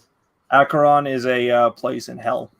Oh, okay. Or the underworld, one of the 5 underworld like spaces in ancient Greece. I love it. That's awesome. Yeah, It'll be like I think Acheron would probably be the which circle would that be in Dante? I think Wrath. Okay, it's been a long time since I've done Dante's Inferno, which is it's super fun. It's just like it's been a long time. I mean, it's not super fun. It's actually pretty heavy, but it's a fun book. It's a family story. Yeah, I don't know. Even that though, like that book had like creativity in theology. It wasn't just like this dead theology. It was like this very like creative exploration with it. I feel like where is that nowadays? You know? I don't know. It's also the world's most renowned fan fiction that got canceled. So yeah, it's I true. like it. Fan fiction? How do you mean? It started off as fan fiction. So like Dante wrote basically in like the whole thing as being like a reference guide to like the classics. Like you got all the like names around from the Mediterranean. So That's everybody's like, it's sort of like a shorthand lexicon, but also like placed in like a fiction. So it's just like the traveling to find Beatrice and like going through like the sins, but just like circles. So incidentally, like all of the things that you know from like circles of hell and all that stuff comes from basically a fan fiction that has just been adopted by the Catholics to be canon. Yeah, I mean that's I true. Like, remember where like that whole video is from that I saw it, but it was explained to me like that it was sort of like written into canon. that makes a lot of sense because like there is a lot of like weird perceptions of hell that are like not biblical at all. Like I don't know. People always have this idea of like the biblical version of hell having like Satan like turning the heat up and stuff, and it's like it's not like demons are running hell in the Bible, like you know, but you know, like if you like consider all the other stuff that like the Catholic Church at the time was considering as like doctrine almost, The AC is broken in like hell, so they wouldn't turn it up. Anyhow, No AC is hell. that's an interesting. Yeah, I mean, I perspective. live in Arizona, so it's Yeah, I was like Arizona. Sounds I pretty bad to visited me. there. Yeah, Hell I on visited earth. there, and I have to admit that felt a little hellish. If you're indoors in Arizona, it seems doable, but well, doesn't seem unlike like California, every place has AC. That was always a shock to me when I was a kid going to California, where you could go to places like San Diego or LA, and on hot days there was no relief. Oh because yeah, a lot of places didn't have AC, which was Yeah. incomprehensible in Arizona. Like we would all be dead.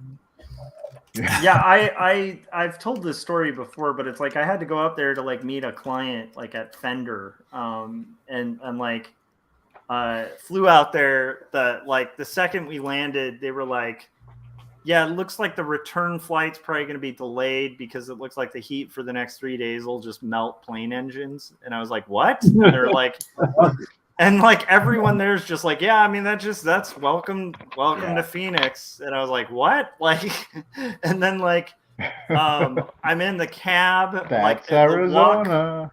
the walk to get to the cab for my my delayed flight, because then they comp your room or whatever. So I get in a cab. The cabbie's like, I'm asking because I'm like, I wasn't planning on being there, so I'm like, is there anywhere like cool to eat near there? And they're like, oh yeah, there's this. It's only like about a mile away. I'm like, oh, okay, cool. So I can like walk it. And he's like, no, you don't walk that long. No, in this area, like you'll just pass out and die. And I'm like, ah, and he's like, no, like seriously, No, seriously. you Well, know, every year we have tourists here who go to hike one of the mountains here in town, and they're like, every year you'll hear about deaths. Like they went out, they decided to hike the Superstitions or go up Camelback Mountain or whatever, and they do not make it. so if you have friends visit and they're like, hey, we're going hiking, you're like, it was really nice knowing you It guys. depends. It depends if they're friends or they're friends. You know, like, Is that why you gave me Yeah, a map to I'll- all the best routes, Gary? You're like, Frank, let me All tell the you all best the great hiking hiking trails. spots. don't be discouraged. You can get it to the top. Don't listen to all these other people. You can make it. You're like, what you want to do is wait till like you're in the peak of summer. Yeah, start the day by drinking a pot of hot coffee, and then set That's out. my Just day hike already. it. Like, you'll be able to do it. Just there and back. But anyhow, Think so about like, how great breakfast will be after. Yeah, the your whole autopsy, trip there was whatever. fascinating because it just was full of a lot of those like, no, we're not joking. This is real. Like Yeah. we went to a restaurant to have Mexican food, and it was told to me that it was authentic, and then I realized that Arizona doesn't have Mexican food. Oh, why? But anyhow, I thought we were friends. we're out on the patio, and there's like misters, and I'm like, this is charming. There's misters, and they're like laughed at me. They're like, no, like any outdoor dining here has to have mixed. Yeah, misters. there's no outdoor dining unless you have mist. Yeah. So. Although I have to admit, that's kind of awesome. Like, so I could see the charm of that too, because it's kind of rad to be out in like massive heat in like a covered patio with misters. That's pretty rad, actually. You feel like you're getting away with something. But, yeah. I don't know though. I also have heard housing costs there, and then I get super jealous. So. Well, may have changed. I was just, I live in a okay neighborhood. I got like a lucky break on a place to rent, and I was taking a walk the other day, and there's a place a couple doors down. They're remodeling. There's nothing fancy about it. It's two bath, 3 bedroom. I don't know how many square feet, but it's not crazy. It's single level, probably built in the 50s. There's nothing remarkable about this house. They've redone it, but nothing remarkable. They were asking, and I think they're just high. I can't imagine it's gotten this bad. They're asking for $4,300 a month to rent it. What? Which, yeah, and that, even by like San Francisco rates, that's insane. That's a little bit more like that would be like smack dab. Like you'd have to be in like Beverly Hills to be paying that. I don't know what they are thinking. I mean, maybe they're just like, who knows? Maybe someone will pay it. But just swing for the fences. But yeah, that's a little up there. Like the place I'm moving out of, today with a straight face, I talked to the lady like in the office because I was like, okay, before I clean this up, like I want my security deposit back. So before I clean this up, do I need to kill myself cleaning this oven, or are you just going to be replacing the appliances? Mm-hmm. Because the place looks like it's like a time capsule from 1989. Like that's what it looks like. Okay. And she seemed appalled. She's like, oh, no, these are all vintage. I was like, vintage? Like, what are you talking about? Is the cigarette burn in the vinyl flooring vintage too? Like, no, Gary, that's authentic. It's like you do a lot of research on dinosaurs versus Mars bots. Yeah, I know what is vintage. I know what people really want. They want old ashtrays, ashtray burns, like in their apartments. Right. I just couldn't even believe. But the staining on the walls, it's like it's a couture staining, But that place, which is just totally like you can picture it. Picture any apartment you saw in 1991. That's what it looked like. Okay. It's 1 bedroom, 1 bath. It's not big. It's like 700 square feet or something. Now, California, this might sound like a smoking deal, but Arizona, it's not. They're charging me $950 a month, and like that, it's like that's getting a little crazy for what that is. Now, like I said, California, that might be like actually sound like a smoking deal. Yeah, that's kind of crazy. Like, it depends though. Where up here, I got a guy that I work with. He's trying to buy a house, and he can't buy one. He put down. He just made an offer. This was a couple weeks ago. Made an offer 15% above asking price. Wow! Right away. Okay, he made the offer. His realtor told him he's one of 50, but he's in the top 10. And then he didn't get it. He didn't get it because there were 5 ahead of him that offered more cash. Yeah. They offered cash. That's how they do it. They show up with they have a bag of money, like an old timey, bank robber, and they just you don't. They actually wear a striped shirt. Yeah, a striped shirt, striped suit, and the wingtips. Yeah. No, we definitely have that problem for sure in like California because the like a good example, like my wife and I, we really lucked out when we bought, and I have no idea how, but our mortgage payment isn't insanely higher than what you were talking about, Gary. and it's in California, which is nuts. Like Yeah. that just doesn't make any sense. Well, it's Even for my owning. area. I mean, even for owning, that's, you know, like, I mean, here, Yeah. I wouldn't even pay that as a mortgage. Like, that's Yeah. insane. Like, that's crazy talk. Like, it's just Yeah. so great. I mean, I would think like maybe $2,000. No. What I'm You saying know. is like what we pay here isn't much higher than like what you were saying for your apartment. Right. For Oh, our see? house. Oh, So we wow. got like we lucked out. I mean, it's Yeah. significantly higher, but not like that significantly higher.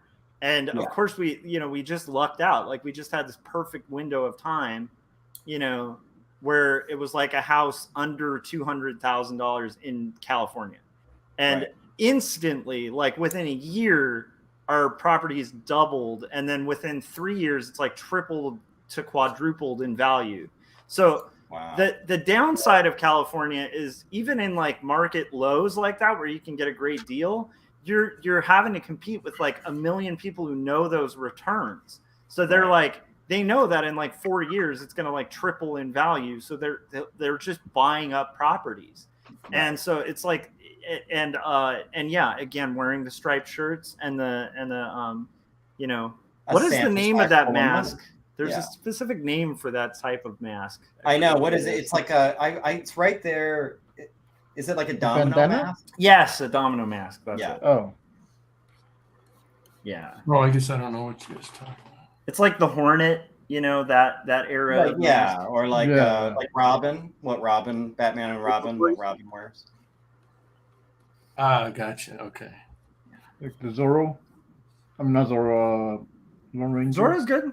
I mean, the Zorro Lone kind Ranger's of, yeah. way more on point. Yeah, because I think Zorro had the like wraparound one, right? Yeah, it's like almost Yeah. like a whole bandana thing. Although old Yeah. school Zorro, I think, and maybe I'm crazy, but I think the old black and white Zorro was like a domino mask too, because like every superhero. I'd like to do a comic with a superhero with a domino mask. I feel would like- like, you know, I've thought about it. If I ever did a superhero thing, I think I would really like to do an old timey, like a 20s or 30s, like one of those throwbacky ones. I think that would be fun. Yeah. I think I might want to do like slice of life comic in a superhero story, but not go like the super dark route, you know? Yeah. Because I feel like that's been done a million times. But I think it would be interesting to just do a story about superheroes, like a world where superheroes exist just from the perspective of non-superheroes, you know? Yeah. I don't know. I think that would be interesting. But I think that has been done. I know there's been like, I heard about, and I need to figure it out and like probably pick it up and read it, but I heard about Wasn't there like a one TV that was show? about the cleanup crew.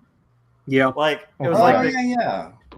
the cleanup crew after like the superheroes like get in a big fight in the city, and it was I like always they were the main thought- characters. And if someone wants to make this, you can go ahead and steal it. But I don't think it's marketable. But I always thought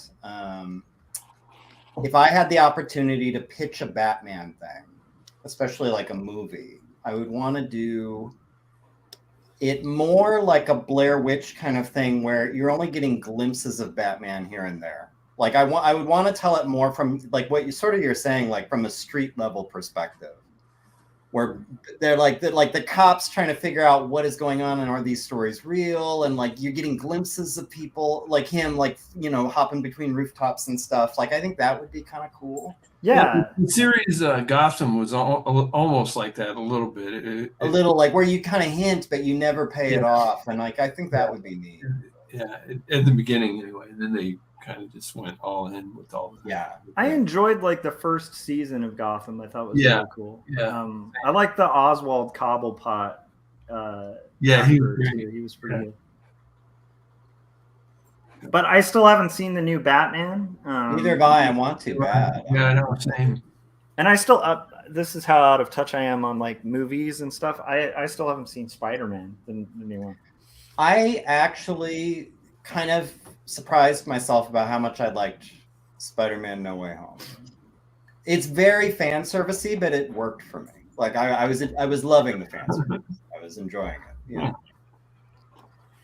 Yeah, I mean, I really loved those like Tobey Maguire movies. I did. I didn't like the third, Yeah. but I Yeah, liked. except for the yeah. third. Yeah, I remember but, the like, second one at the time that came out. This might be hard for people to remember, but it's like I feel like X2, X-Men 2, and the second Spider-Man were like at that time like the best superhero movies like around.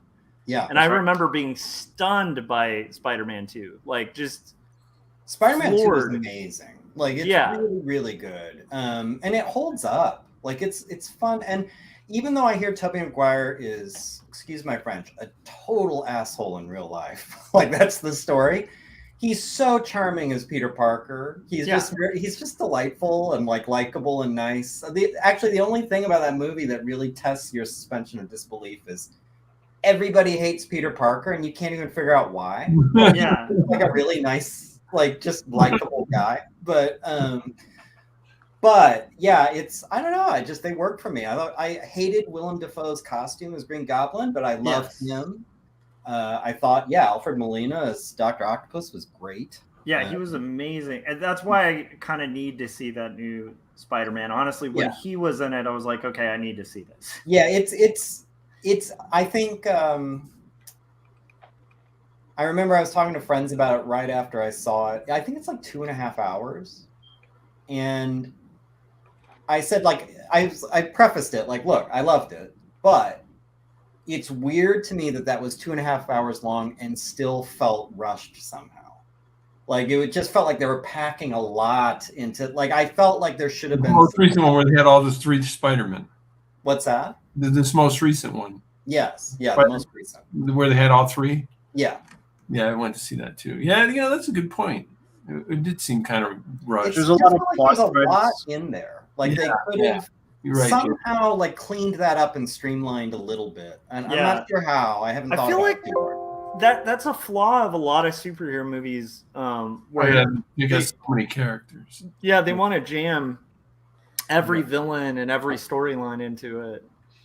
It's why like a lot of they'll kind of fall apart as they continue as a series because they just get more and more kind of like, we got to get this, and this guy's got to get in there and have his little zinger.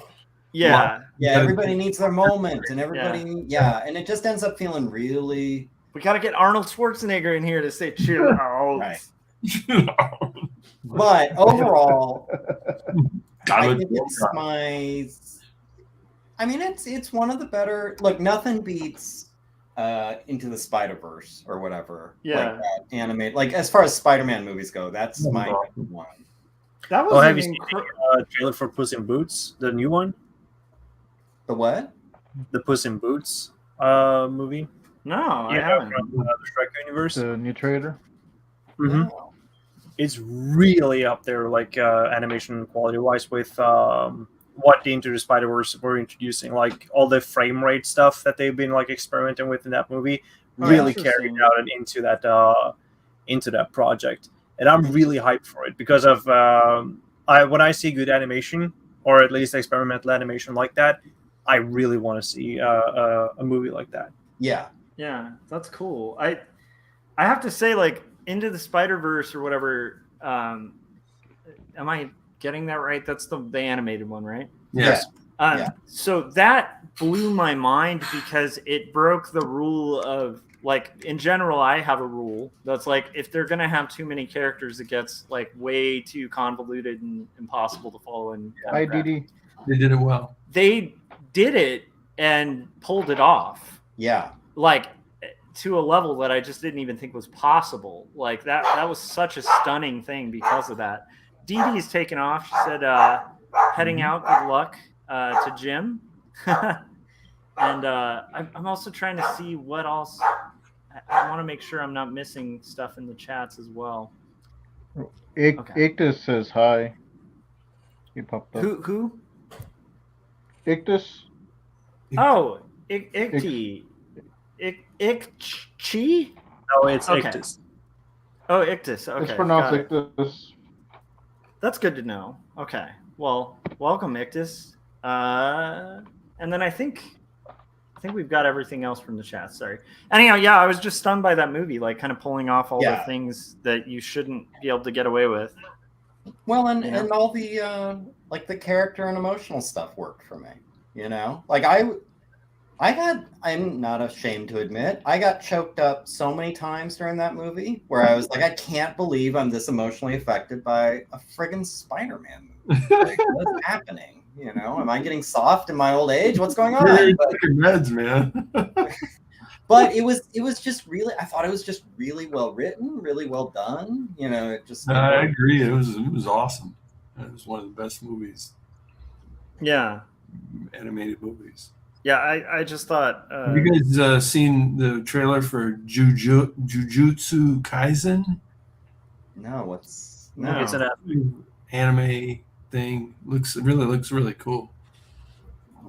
It's coming out. It's out this weekend, I guess. I'm not saying it right. My son he went to see it actually just now. Wait, there's a movie coming out of it? Yeah, Jujutsu Kaisen. I guess. Yeah, because when I only caught up like Jujutsu Kaisen had a like anime series as far as I know. But if it has like a movie, then yeah, good on it. Yeah, the movie's out this weekend. Looks really good. If you really like that, you should check out Baiken, or he probably has. So Baiken? Baiken. Baikeen. Grappler Baiken. Gotcha. Grappler biking. Is it somebody who bikes with grappling hooks? Oh, it's like extremely overdrawn muscle masses, like anatomy just out the fucking roof. It's really hilarious to see all these overextensions of like how like drawing lats on lats on lats. It's so fucking comedic, and at the same time, it's so badass. The animation is really the muscle on top of the muscles. Yeah, that makes so me the trapezoids are like double layered and all that. That's awesome. I've recently rediscovered my love for Fist of the North Star for the same Hell reason. yeah. Yeah. Like I'm going back and watching it, and it's like how they're drawing people is just so out of control. It's fantastic. I love it. And I love how sometimes one thing I noticed, and it's like I would never do this in the kind of stuff I do because it's more realistic, but I love seeing it. Like they don't care anything about relative proportional scale. Right. So, like you'll have like Kenshiro face off against a bad guy, and he's like maybe a head taller than him. But then there'll be like a scene where he's like 5 feet taller than him. Like he's like a giant, you know, and then like he kind of goes back to being like, and they don't care. It's just like it all works. It all just totally like, okay, yeah. Now he's like 20 feet tall. Now he's 12. Like it's whatever. There's so much charm into like old anime. I wish that there was so more great. like overblown shit like that. Like Record of Ragnarok is probably the latest one that I've seen, which have that overblown proportion, especially for like the men and the women. Like Aphrodite, the goddess, has like these big bonkers, and she's got like 2 henchmen just carrying them like for her. It's so fucking cool. Yes. And like the design for who was it, like the Liu Bei or Cao, really cool. Thor, the Norse god, really cool. I want more of that show. It's coming up, but like the last episode I hinted at, they were going to like introduce Jack the Ripper, which is going to be interesting. So it like, for those who don't know, Records of Ragnarok is sort of like there is a coalition of like gods and goddesses who's like who has this like ancient law that they gotta like ascend a god of like humanity, and if they don't, there'll be like doomsday, sort of. That's like the Records of Ragnarok plays out of. It's a matter of like continuing the existence of the godhood and humanity, but the gods despise humans. They utterly despise the human race, and so one of the Valkyries invoke the Record of Ragnarok, the battle tradition, and so they arrange like this fighting arena where they have representatives throughout the human history coming up and fighting select few of gods. So you have Adam from like the first human being, Adam, fighting for the human race, and Oh, I forget the name. Rampage Jackson. What? No, I'm just kidding. And then I forget like the other guy. I forget the name of the fighter against Miyamoto Musashi. His like last opponent. He shows up. Yeah, the name escapes me right now. Yeah, mine. Yeah, But I then know who you mean, though. and they're like they fight gods at like impossible odds, sort of. But it's sort of like over the top. Fun. I love it. It's just Sounds cool. I gotta it's say, corny. I have a side of me that really enjoys just like a very stupid fight movie, like or an animation that's just like it's just straight up like here's a premise to have people fighting with here's the stakes and let's just see people fight. Oh yeah, I love those I movies. grew up. I mean, That's like actually the animation I'm working on right now.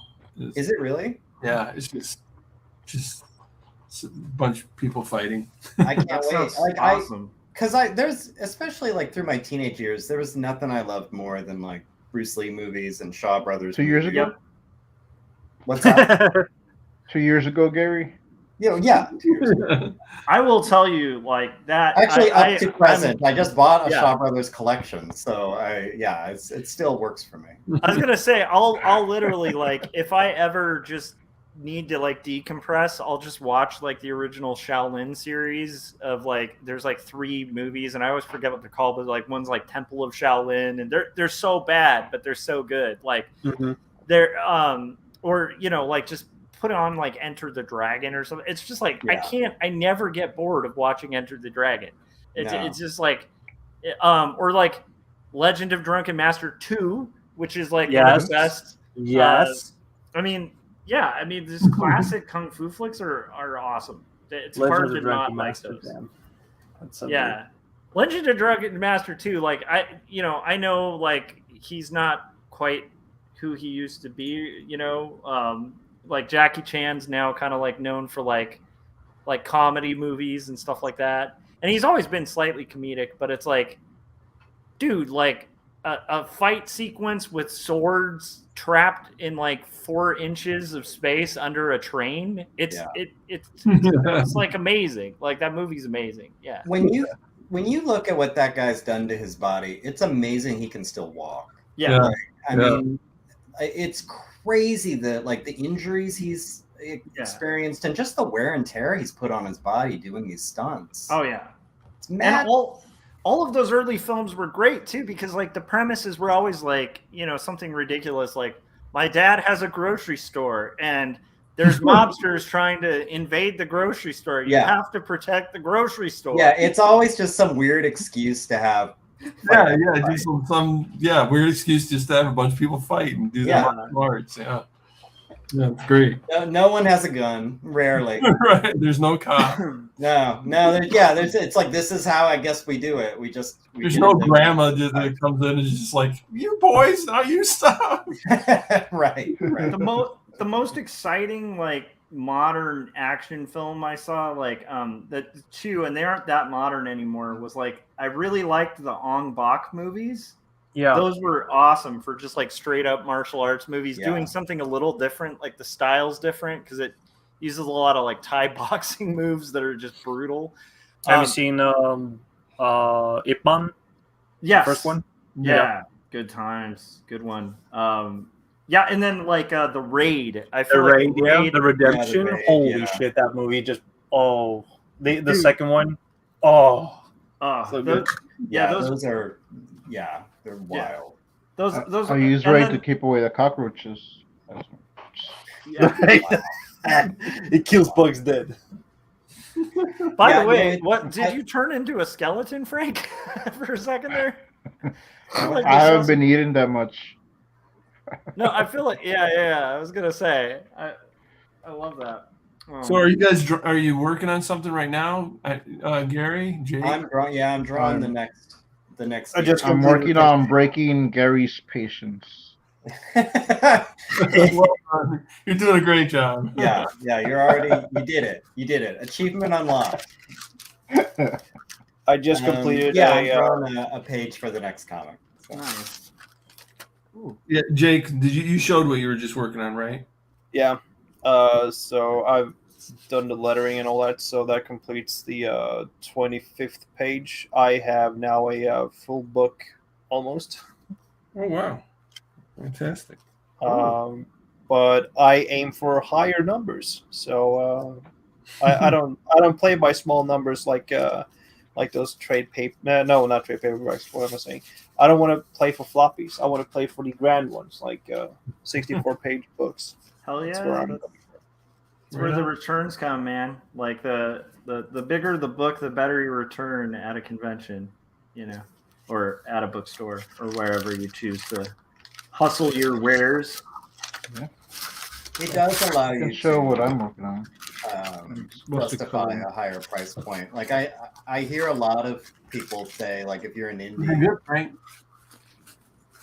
you shouldn't charge more than like, $5 or $10. And I would agree with that if your comic's 20 pages, I mean, that's probably not too far off. But Yeah.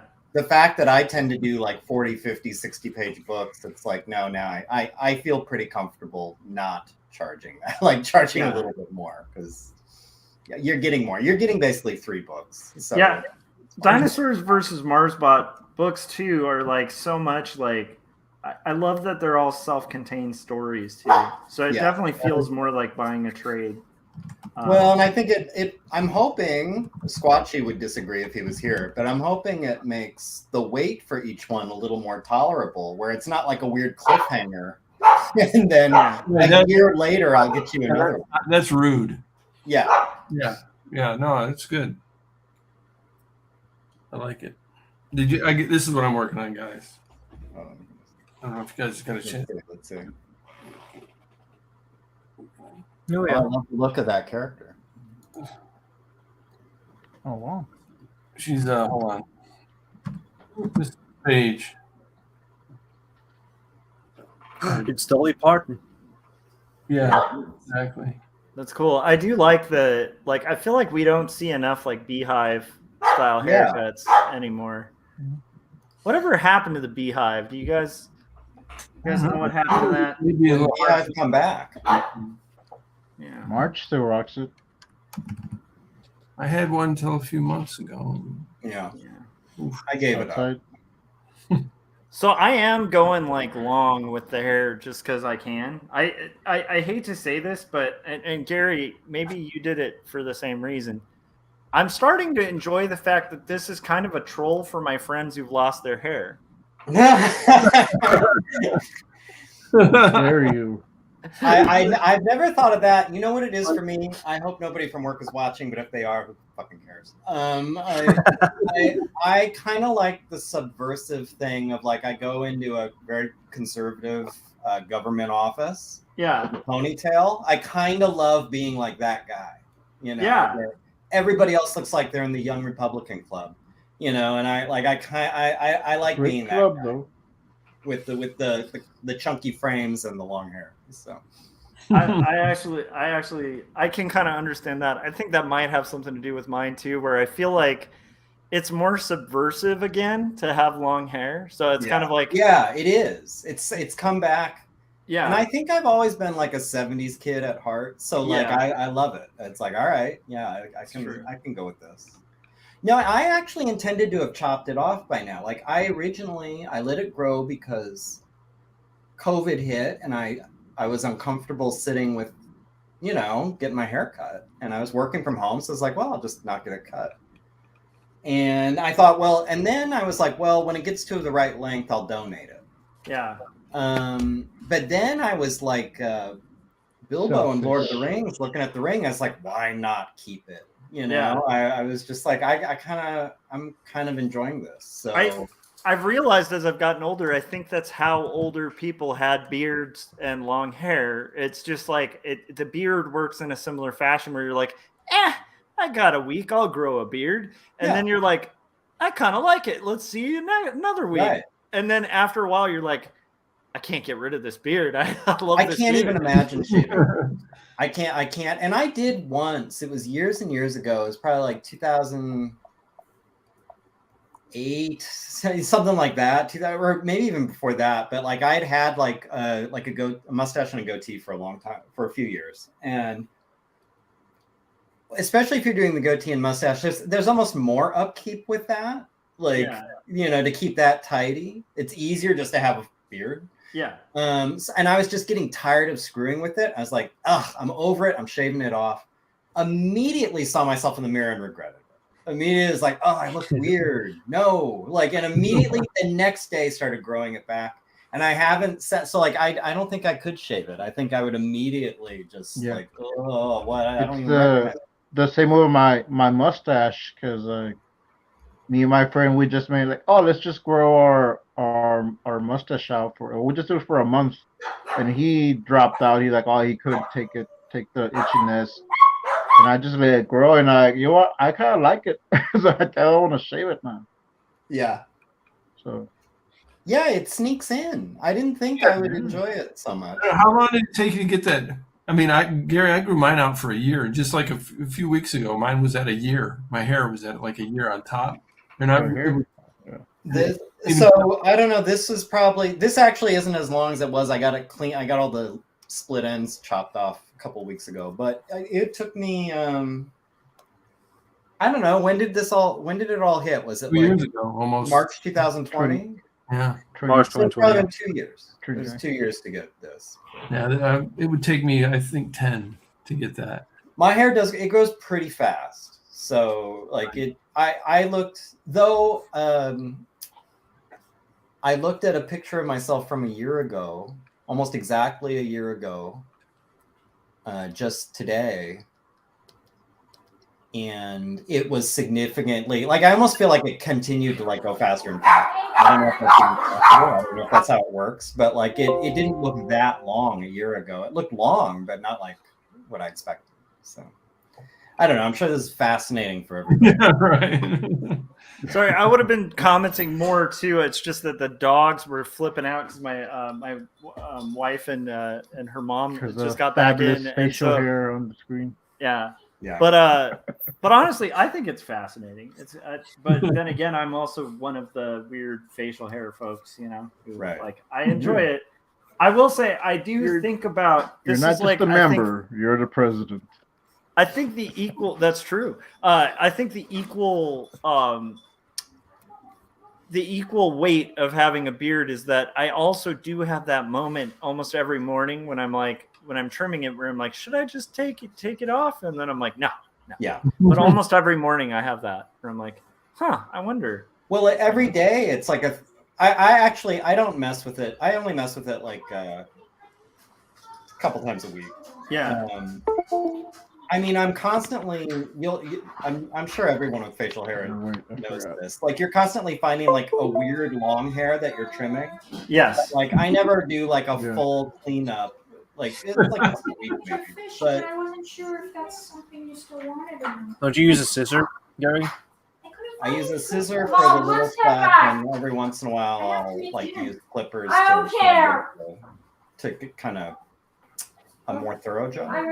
Yeah, for me, I have to do just scissors, like, to make sure that I don't have hair like pouring over my mouth, right? Like, yeah, that's the key, is like just keeping it from overlapping into my mouth, and then also getting rid of the big straggler that'll be like there'll be like these little pockets that kind of pop out. So yeah, those are like the hooks for your cereal. Those are irritating as hell. Yeah, those are. Well, it's weird. You know where I keep? It's maybe a little weird. I keep a little pair of scissors in my car because the best place to spot weird hairs is like in my mirror when I'm driving, like sunlight. Like, that's where I'll see it. I'll be looking in the mirror and I'll see like some crazy wild beard hair or something, and it's like, I got my scissors right there. I can deal with it. Yeah. That makes sense, though. Mm-hmm. Oh, man. We're at the 2-hour mark, so I'm going to disappear for like 10 seconds. If you guys need to get water or whatever, feel free. I'm probably going to log off because I think I got to figure out dinner. So. Cool. Yeah, I'm getting I close to appreciated that. being able to pop on. Yeah, I appreciate you coming on. Yeah, good to see you, Gary.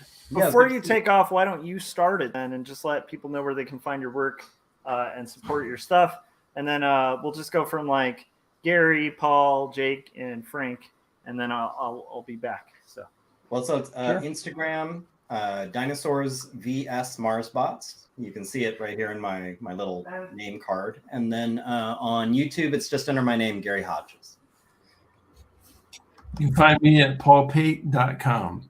And I've got books and caricatures and graphic novels and fun stuff there. Check it out. Yeah. Sorry, I was just in the middle of a sketching of my latest comic, Bone Meal, posting every Friday on Newgrounds at 4 p.m. now. Not 3 p.m. because of daylight savings time. But if you look up the handle J Twister, not a W, but a V, you'll find me there also on Twitter and on Newgrounds. Again. And you can find me on Salazar Art Nation on YouTube and on Instagram. And if you go to Turako Comics on Instagram, you will see updates of some of the Captain Gaius Masculine comics that I've been doing. And there's some pages up there, and there's a new link tree, so you can go to all my stuff there. Get some comics on Gumroad, digital comics. You can go to my Etsy. I still have the little bundle of the Captain Gaius Masculine mini comics. And that's it for now, but I am working on compiling all 3 mini issues into an ashcan size and in color, and that's what I'm doing at the moment, coloring. And Josh, where can we find you? Oh, he's not there. He's not there. You can't find him, literally. Ghost. All right, guys, I'm going to go. Nice seeing you all. Good to see you. Take care. And Hi, Gary. until next time. Take care, man. Finally, he's gone. Thank God we got rid of No, I'm just kidding. We got rid of Gary. No, I'm just kidding. I hope all went well. How's everybody hanging in there towards this like last? To me, I'll probably, just so you guys know, I'll probably be wrapping up in about like 15 minutes when I'm done with this. That works for me. Yeah, it's all right. I'm just doing my outlines for the next comic. Nice. Are you making fairly decent progress on your stuff? Like, Paul, what you showed looked really cool. Thank you. And then Frank, too, it looks like you're making some progress on your... Yeah, I'm looked on awesome. page 14 now, coloring that one, so... Hell yeah. So I feel like this will be a productive Saturday, you know? Yeah, Yeah. I'm I enjoying think I got the page done already, and then this one. Oh, yeah. Making some. I'm on page 2 of a new comic book. I love it. Is this... so you said you're animating a big fight thing, though. Like, Yeah, what that's a different project. That's I do that on the old Mac back here. Yeah, I know you're not really looking, but I do that back here. Oh, nice. Okay. But Is that a G5? yeah, this from like circa 2005, 2006. That's badass that it's still running, man. That was my first Mac. Was that, Oh, that really? one? Okay. No. And then that proceeded to light on fire at one point. Yeah, I've had one. After that one, I got another one, and that lasted me for 10 years. Yeah. I got the new one I'm talking to you on right now, that you're seeing me on right now, is a new one that I got about a year ago. That's awesome. So, Yeah, iMacs, man, like I have had pretty good luck with them. Like even that G5 and I'm not kidding, it actually lit on fire. But that thing was like, I think that thing kicked around for like a good, like almost a decade. Yeah. Yeah. It was a pretty impressive machine. yeah, so this is the one you saw behind me is actually, I pulled it out of storage. I had one in between that I'm not using. You know what I mean? It's the older one because it has Flash on it, and that's what I use to animate. And my newer one, Flash and Photoshop didn't interact. I I couldn't get it Flash to import my Photoshop files. So I just was like, well, I'll just go back to my old one. It worked there. So That's cool. Have you ever thought of like After Effects or anything like that? Like for yeah, I mean, I downloaded or I got the whole Adobe Creative Suite with Adobe Animate, all the new stuff, and just the learning curve on it was too much for me. I just didn't want to take the time to learn the new tools and stuff. Yeah, I understand that. Like when you have something that works too, it can be really frustrating when it's like they don't kind of keep it updated, you know? Yeah. Yeah. So yeah, I just kept, the storytelling and the drawing is the part that I enjoy. Yeah. I learned how to use the old Flash, and it was enough for me. Maybe someday I'll get into the, like doing what Corey's doing, with all the different anchor points and things like that. But for now, I mean, what I'm working with is it suits. Yeah. suits, and the software is not going to help. The most updated technology is not going to help my animation. It's going to be the storytelling and the drawing. Agreed. Yeah, and I don't think it would change much, but if you ever do kind of get into After Effects or whatever, you should definitely hit Corey up because he's a really good resource on it. Yeah. Oh, for sure. Yeah. Yeah. I enjoy watching his work for sure. Yeah, I'm blown away by that stuff because like my limited time doing, I think I did like small little videos, and like that was such a it's just quite an undertaking to do animation, Yeah. What Corey can pull off, I don't know a lot of people who can do that actually. It's kind of nuts, but you make pretty incredible animations yourself, so thank you, kind. Yeah, it's like I'm forgetting, like I watched one that was like a Western that you did, yeah, and it has like elements of like total traditional animation where it's like full, like in betweens and stuff. Yeah. That must have taken like forever. But it's amazing, it's cool to see. Yeah, that was pretty intensive. I wanted to give that a try, to do, as Jim Hahn calls it, animate on the ones. I mean, it's only 12 frames per second, but yeah, a lot of drawings, Yeah, I'm doing some of that in the current project that I'm working on too. It's cool though because that's a look that like you kind of can't fake, Yeah. I mean, yeah, that kind of that shimmer, that the lines. Yeah, I love that wobble. Yeah. So,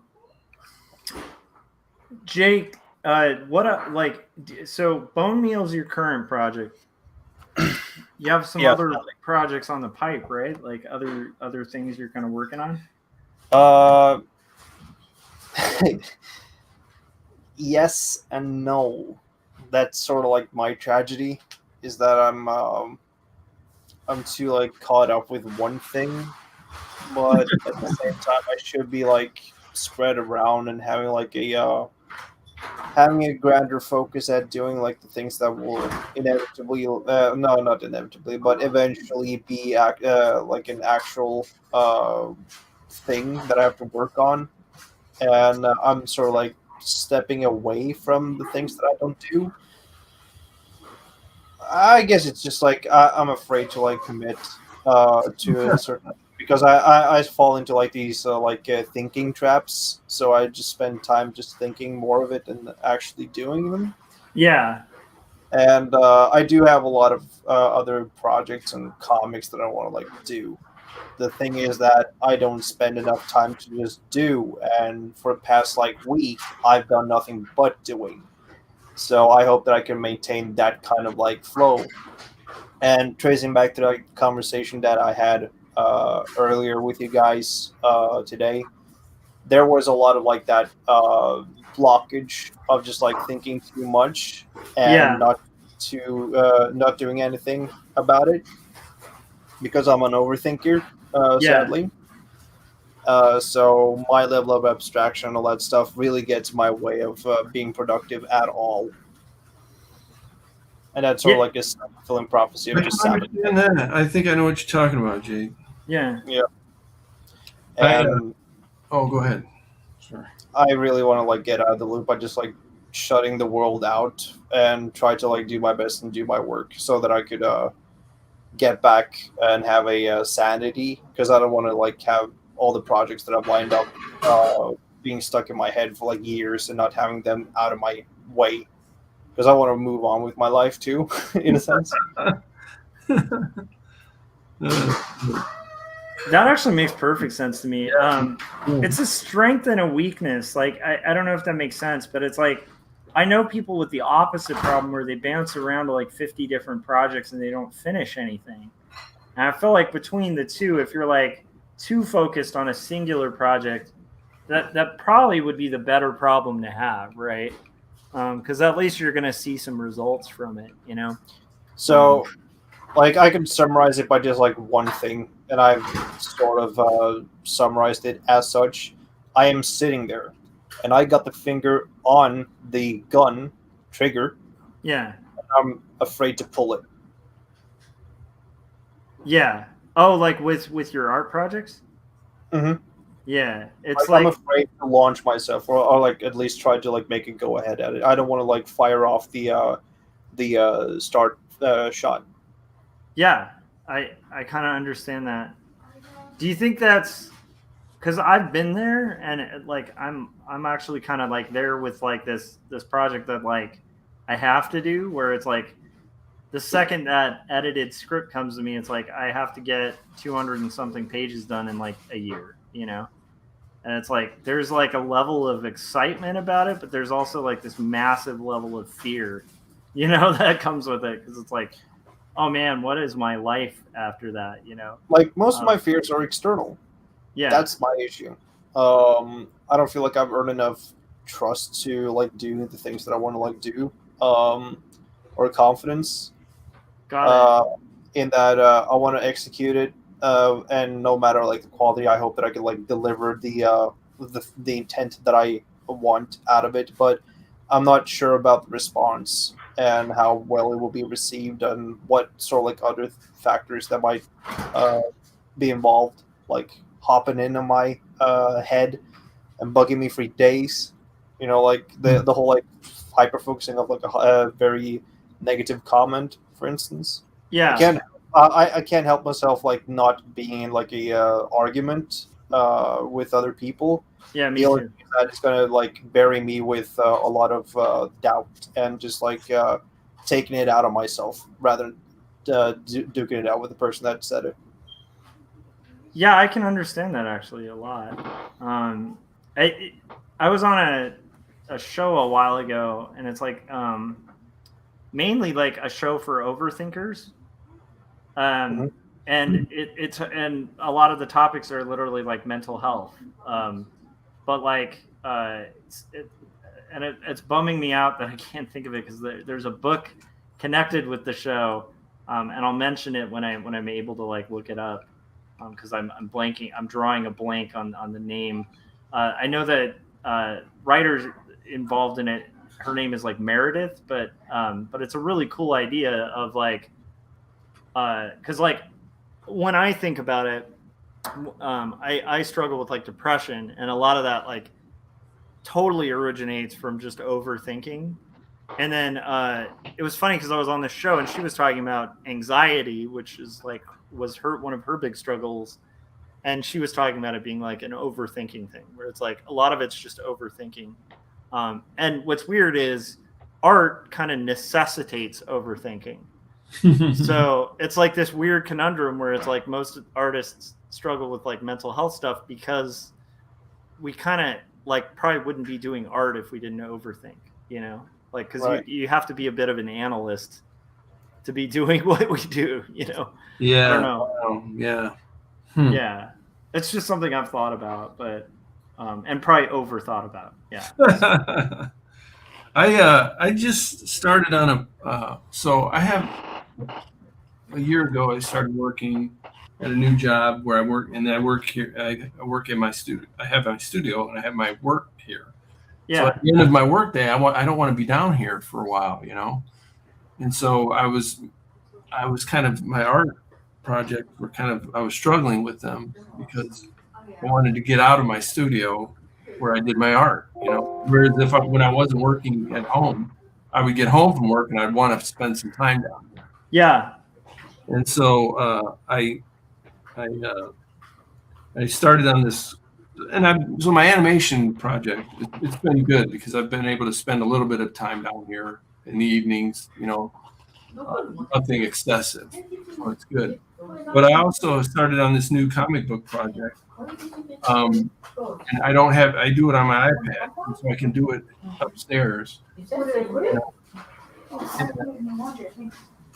I purposely chose a project that I can comfortably work on. Yeah. And get it completed.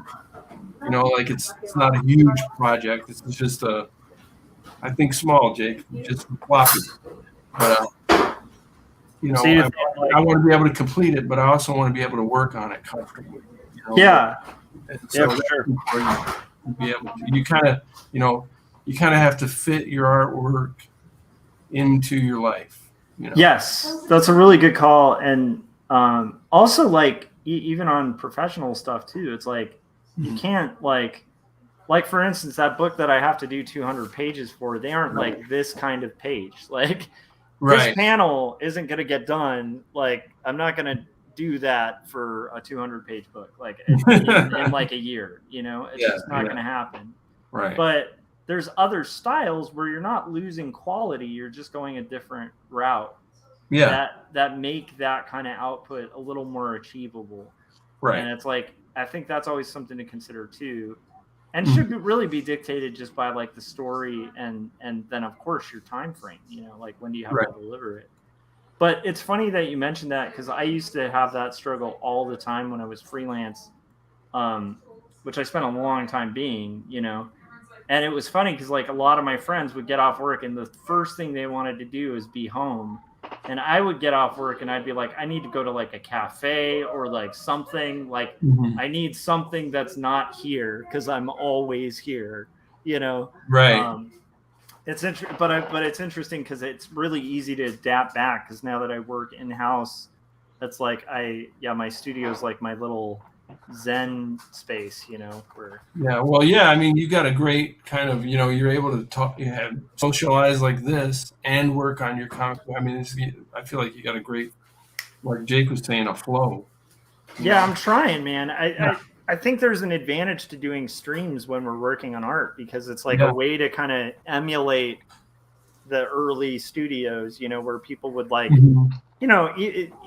even like when I was early in college, people do it less so now, but like there were artists who would like all chip in to have like a corner of a studio. They weren't in the same company. They were just all freelancing, but they just liked the idea of having like a team kind of to bat ideas off of and stuff like that. All right. Well, I have finished this panel and I gotta do dinner at this point, but I probably will be streaming late into the night later on. So if any of you guys want to join in that, I can send you a link when I'm back up and running. I'll probably be asleep at that point. That's early morning for me. Hit me up. We got a family movie night coming up, but I might get back on because I took a nap earlier. So I'm trying. To stay up later these days. Then I feel like Frank froze and disappeared and became a light. I feel like he fell over. I tilted the camera. Yeah. But it definitely looks frozen. So make sure you guys check out Frank Salazar Art Nation on YouTube and support his indie comics and stuff like that. Paul, where can everybody check out your stuff and get your comics? Frank's back. Did I miss anything, Frank? I'm back. Sriracha. No. Ooh, that's a really cool shirt. Sriracha's the best. I'm just saying. Especially in ramen. I'm just saying. Certain shirt. I love it. All right, Frank, did I miss anything? Salazar Art Nation, where else can people go to support your stuff? That's pretty much it. Salazar Art Nation. If you go anywhere on my YouTube channel, on any other videos, there's links there, so you can go find my Gumroad. You're going to buy some digital comics, you'll get it right then and there. No one will steal them from you. So that's the best way. If you just want to get the comics quickly. I love And it. there's Okay. also my Etsy and all that. Ooh, perfect. Okay, Paul, where can everybody find your work? Sorry for cutting you off a little earlier. No, paulpate.com. I love it. Yeah, and you guys should check out Paul's comics. Like, they're really cool and excellently done. And Paul, I don't understand how you are so quick at what you do. It's incredible. Yeah. All right. But yeah, just like incredible work. Jake, where can everybody check out Bone Meal and your work as well? People can find me on Bone Meal. No, not on Bone Meal. That I do on the regular. But people can find me on Twitter and on Newgrounds at JTwister, not a W, but with a V. And they can find Bone Meal on Newgrounds on every Friday at 4 p.m. Yeah, EDT. I love it. That'll be it for me. And here's the thing, guys. It's free. So go check it out and read it. You have no excuses. There's 20 pages. I just released an exclusive only for Newgrounds. So if you're afraid of like missing out, you definitely should be because it's free. I will now. I should probably announce it right now. I should be announcing this right now. After the 25th one, I do plan on launching on Webtoons and Top Pause. Oh, sweet. I'm excited because I like those formats too. So that'll be really cool. So there will be a wider release coming soonish, like May, I think. But you guys want to be the hipster kid who knows about the band before it blows up, right? Like you want to be the person who's like, I knew Jake Twister before he was like huge. So yeah. Anyhow, the benefit is that I always launch the latest strips on Newgrounds. All the other platforms will be reposting everything up until October. I love it. All right, so go check that out. And then obviously, if you guys haven't yet, you're on my channel. Make sure you're subscribed. You've hit that bell to get notifications. I'm going to be probably doing another live stream today because I have to do a lot of cartooning. Make sure you've bought 2 stories on Amazon. Done. For really reduced. Perfect. And then the other thing on your checklist is pre-order Jacob's Apartment, my graphic novel coming out in June. Full color, 136-page graphic novel. That's very similar to like Ghost World and Fun Home and like that kind of slice of life, The Graduate, Eternal Sunshine for the Spotless Mind kind of territory. So if you're into that kind of stuff, support what I do.